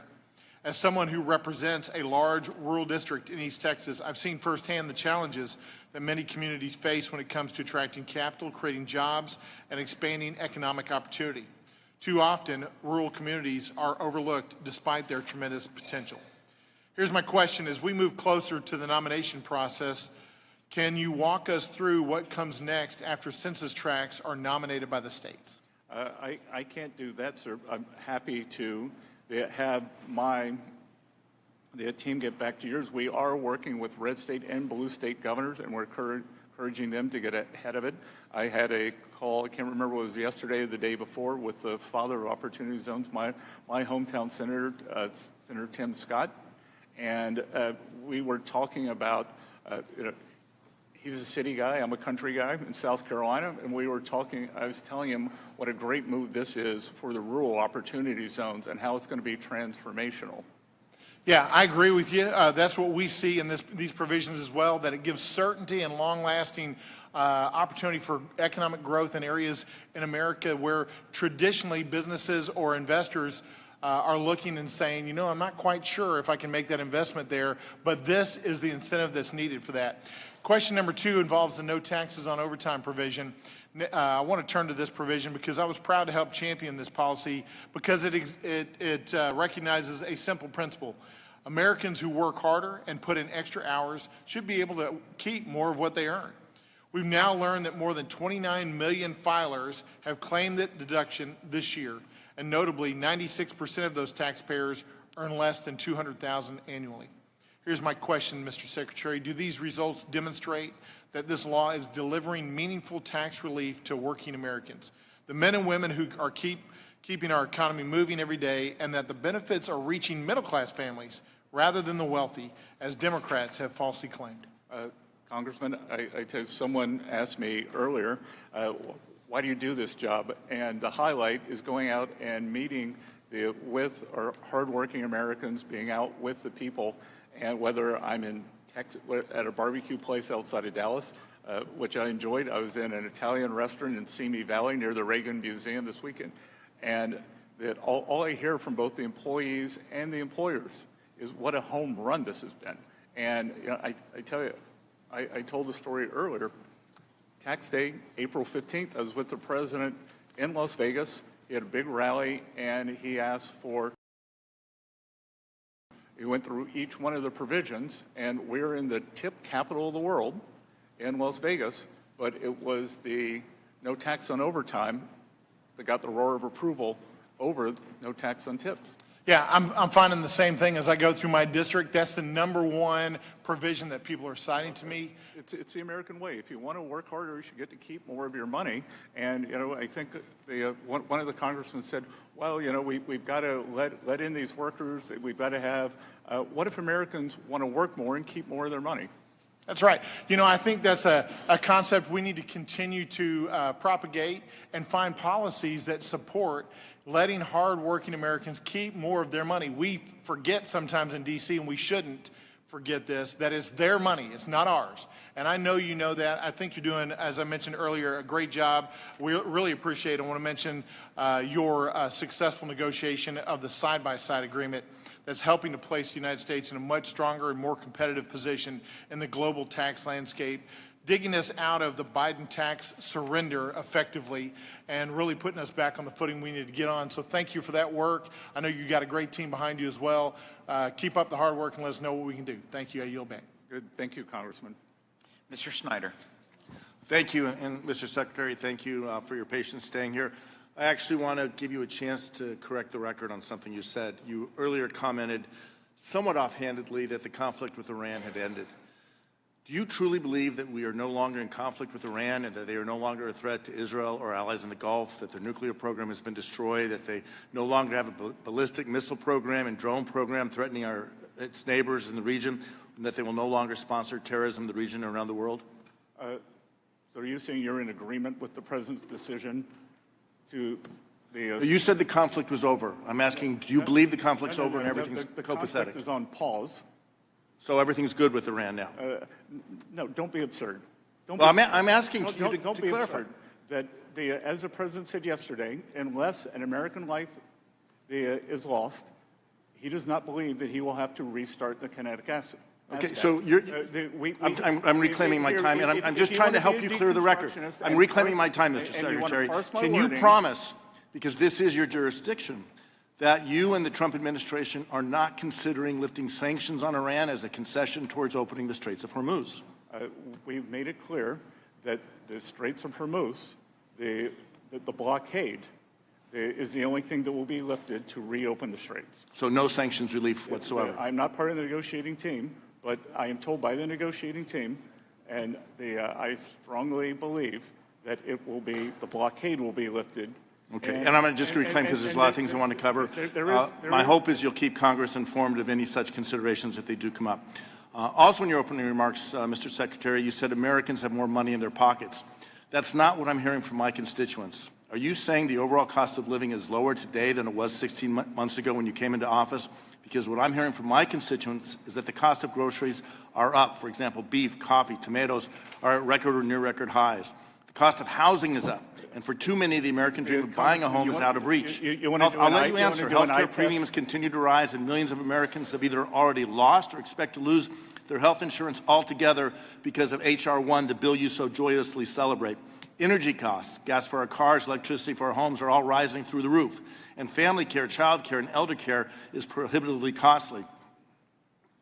Are you saying that cost of living is lower today than it was a year ago? No, I am saying that we are much closer to the Fed's target rate of 2% on core inflation than we were when President Trump came into office. We are at 2.8%, and you can list off the most expensive groceries that have had the biggest price increases. I think you're just out of touch with what American families are facing. No. As my colleague noted, I'm reclaiming my time. Tariffs are a tax on American families.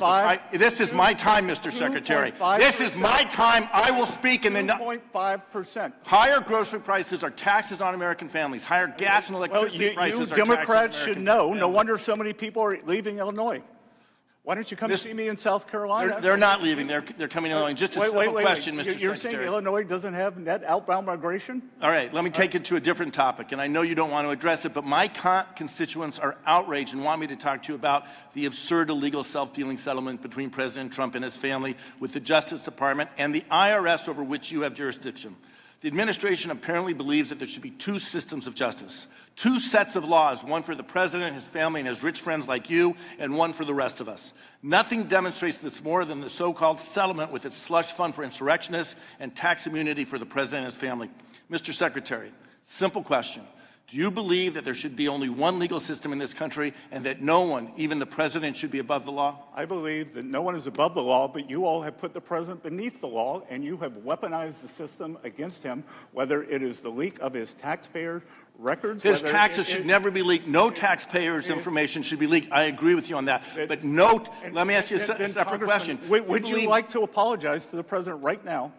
On behalf of the... I have nothing to apologize to this president for. His taxes should not have been leaked, but it was leaked by a contractor. And you keep trying to dissemble here and avoid the questions. I believe that all Americans should pay the taxes they owe and not emit a penny more. 100%. Yes or no? All right. So do you think it applies to the President of the United States, irrespective of whether the President is a Democrat or a Republican? Yes. Okay. So we agree on this, and we should have a tax system that is fair, and it should be applied fairly to all people. But I can tell you that my constituents are outraged by the agreement the President made with himself and his own Justice Department that excluded him from ever having an audit over his taxes. No one should be targeted. No one should be targeted by the administration. Whoever is in the White House. No one should be targeted by the administration. Whoever's in the White House, their taxes should be paid, and they should be confident that that information will be kept confidential with the IRS and not used to target them, their families, or their business. Couldn't agree more. Couldn't agree more. Mr. Yakum. Thank you, Mr. Chairman, for holding this hearing today. And Secretary Bessent, it is great to see you again. Thanks for being here. Good to see you, Congressman. There's been a lot of talk about the cost of groceries lately here in this committee room. A lot of numbers thrown around, but I think it's worth putting eyes on the Democrats' inflation. I had my staff whip up this chart behind me, and it shows that CPI numbers from what economists call, quote, food at home, but most Americans just simply call it groceries.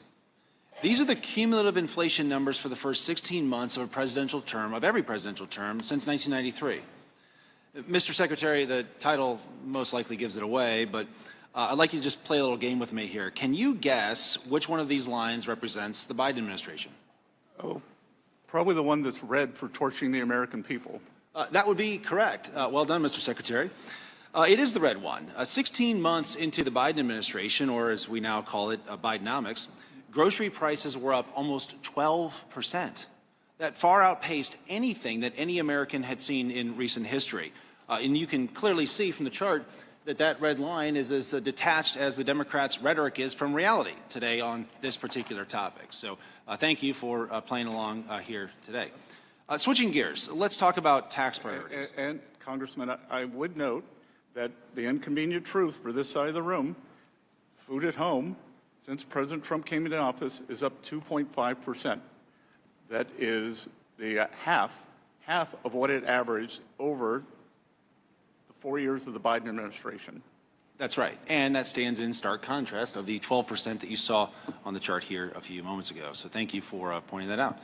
A 2019 New York Times story said that most taxpayers got a tax cut under the first Trump tax cuts. But most Americans didn't believe it because, quote, a sustained and misleading effort by liberal opponents of the law to brand it as a middle-class tax increase. Here we are a few years later, and Republicans cut taxes again for working families and working Americans. But yet again, my Democrat colleagues are rolling out the same tired playbook of bad faith attacks and misinformation. The working families tax cuts cut taxes for working families. It's just that simple. I can't tell you, Mr. Secretary, how many people have come up to me, whether it's at church or in the grocery store or just anywhere around the community, and they've said, hey, thank you, because my tax refund that I got was much bigger than what I expected. It's that working families tax cuts is just simply putting real money back in the pockets of working families. And Congressman, I can tell you when the 2017 tax bill was passed, I was one of the people who've now fled New York, but I lived in Manhattan. My taxes went up. So for many upper-end people in high-tax states, taxes actually went up. That's right. And let's talk about some of the actual numbers and move beyond what some of the Democrats' rhetoric has been today. Mr. Secretary, you recently said that 90% of filers claiming no tax on tips who made less than $100,000, they had an average deduction of $7,000. 75% of filers claiming no tax on overtime made less than $100,000 with an average deduction of $3,100. And 68% of seniors claiming the enhanced deduction had incomes under $100,000 with an average deduction of $7,500. Does that sound directionally correct and roughly right to you? That sounds pretty precise, Congressman. And Mr. Secretary, are you aware of any millionaires or billionaires that claim no tax on tips or no tax on overtime or the enhanced senior deduction? No, sir. No billionaires claiming any of this stuff? Again, this is the ultimate working family. These are the ultimate working family signature tax cuts put through by this side of the room and President Trump. That's right. Well, thank you for clearing that up. Let's now consider what happened when Democrats had the pen and when they were able to craft their own tax law. A 2024 analysis of households claiming the green giveaways in Democrats' Inflation Reduction Act found that only 47% made less than $100,000.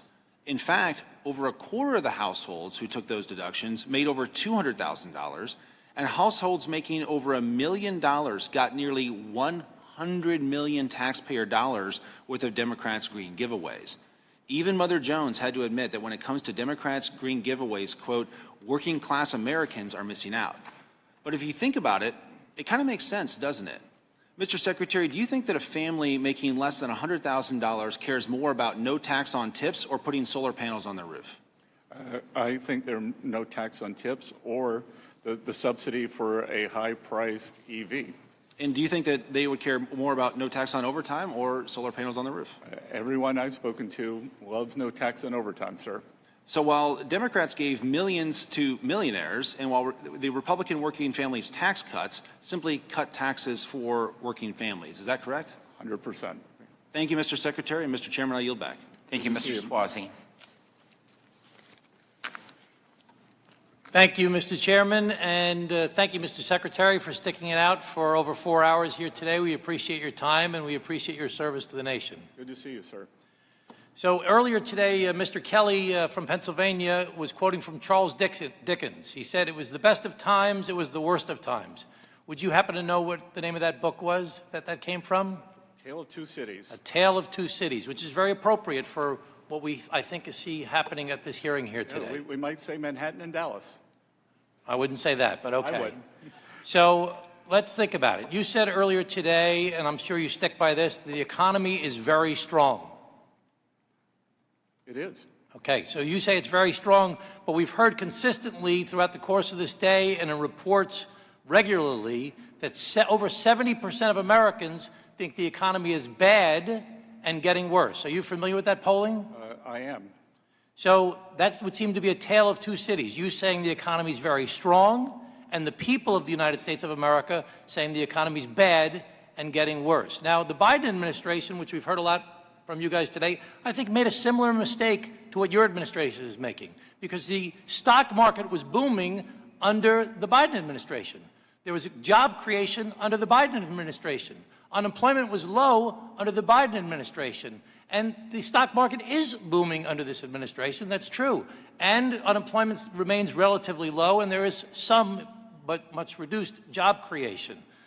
But you're making a mistake, I think, to not listen to what the American people are saying, which is that they're very unhappy with the economy because of the way it's affecting them. So have you heard of the expression, the K economy or the K recovery? Yes, sir, but I think we're probably moving to a C economy where the top... Okay, but I want to talk about the K economy for a second. We can get to C a little bit later. Is that okay? Okay, so the K economy has one group of people going up and another group of people going down. It's the K economy. So in the K economy, the top group sees a booming stock market. But as you mentioned earlier, one of the reasons you wanted to do what you call Trump accounts is because 93% of the stock holdings in America are held by the top 10%. But the lower income Americans, 50% of Americans, have only 1% of the stock holdings. So while the stock market may be booming for much of the people in the United States of America, they have booming gas prices and booming grocery prices. In the K economy, we have your friends and some of friends of the people here that talk about buying second homes. But in the other part of the K economy that's going downwards, people can't afford to buy a home. Young people especially are foreclosed from being able to buy a home in this K economy. In the K economy, you have a group of people that their friends are talking about the great vacations they're going on. They're going to these exotic places. They're doing these interesting things. In the other part of the K economy, people have a hard time paying their bills. So there's these tale of two cities that's taking place in the K economy here in the United States of America right now. Now, Mr. Secretary, you attended the President's inauguration, were you? I did. Yes, and at his inauguration, he said, we're going to rapidly reduce prices. That was one of the quotes the President made during his inauguration. He made many quotes like that during his campaign as well. Do you think that the prices in the United States of America have been rapidly reduced? I think before the Iran conflict began that the rate of change for inflation, both headline and core, had come down substantially. Well, people don't think that prices have been rapidly reduced. So you do admit, though, that the war has caused prices to go up for gasoline, for example. 100%. And you also agree, well, they didn't go up 100%. They only went up 50%. No. You agree with me 100%. Okay, that's better. I'm glad to see somebody on this side is funny. Okay. So the second thing is that the tariffs. Do you think tariffs have caused prices to go up? Negligibly. You don't think prices have gone up significantly because of, you just reduced tariffs the other day on farm equipment because you wanted to reduce prices on farm equipment because you thought it caused the prices to go up. Again, overall, the levels, what we saw last year was goods inflation was down. Well, I would argue that tariffs have caused prices to go up, and there's a lot of economists and groups such as the Yale Budget Lab, which you used to teach at Yale, didn't you? Yeah, You used to and teach the, it? the Yale Budget Lab is a bunch of Biden-era second stringers. Okay, well, you taught at Yale, I understand. You taught 3 classes, the 20th Century Financial Booms and Bust, Hedge Funds, and a seminar on financial panic of 2000 to 2009. So I don't know why you're knocking Yale. You used to teach at Yale. You went to Yale. Didn't you go to Yale? That's why I get to knock Yale. Okay, so tariffs have caused prices to go up. The wars caused prices to go up. Do you think the deficits that were created by the big, beautiful bill are causing interest rates to stay artificially high? No, but what I can tell you is that, let's cite MIT. MIT said that 50%, actually, let's be precise, like they are, 44% of the 21.5% inflation we saw during the Biden years came from the Biden deficit. No, but I'm asking you, do you think the deficits that were created by the big, beautiful bill are causing interest rates to stay artificially high? Yes or no? That's simple. I'm out of time. Come on. No, Congressman, we had a fiscal contraction last year. Okay. So the deficit went down. So you should. Okay, I'm just going to argue, Mr. Secretary. I'm I'm just going to argue, Mr. Secretary, that prices are up, gas prices are up, grocery prices are up, energy prices are up, health care prices are up, interest rates are high, all specifically related to the policies of this administration. Mr. Secretary, thank you again for your service. I really appreciate it. Good to see you, Congressman. I want to invite you to South Carolina to see all your former constituents. Thank you. Mr. Secretary, being a cattle farmer, I would say that the reason why the beef prices are high is the result of a very reduced herd. We don't have as many cattle today as what we had decades ago. I know everyone keeps talking about beef prices around here, but it's a simple fact that we've had droughts and people had to sell their herd to be slaughtered, and so that they no longer have the reproduction status quo, and that is why the beef prices are high, regardless of what anyone wants to say. With that, Mr. Secretary, thank you for being here with us today. Thank you for the over 4 hours. Please be advised that members have 2 weeks to submit written questions to be answered later in writing. Those questions and your answers will be made part of the formal hearing record. With that, the committee stands adjourned. Good.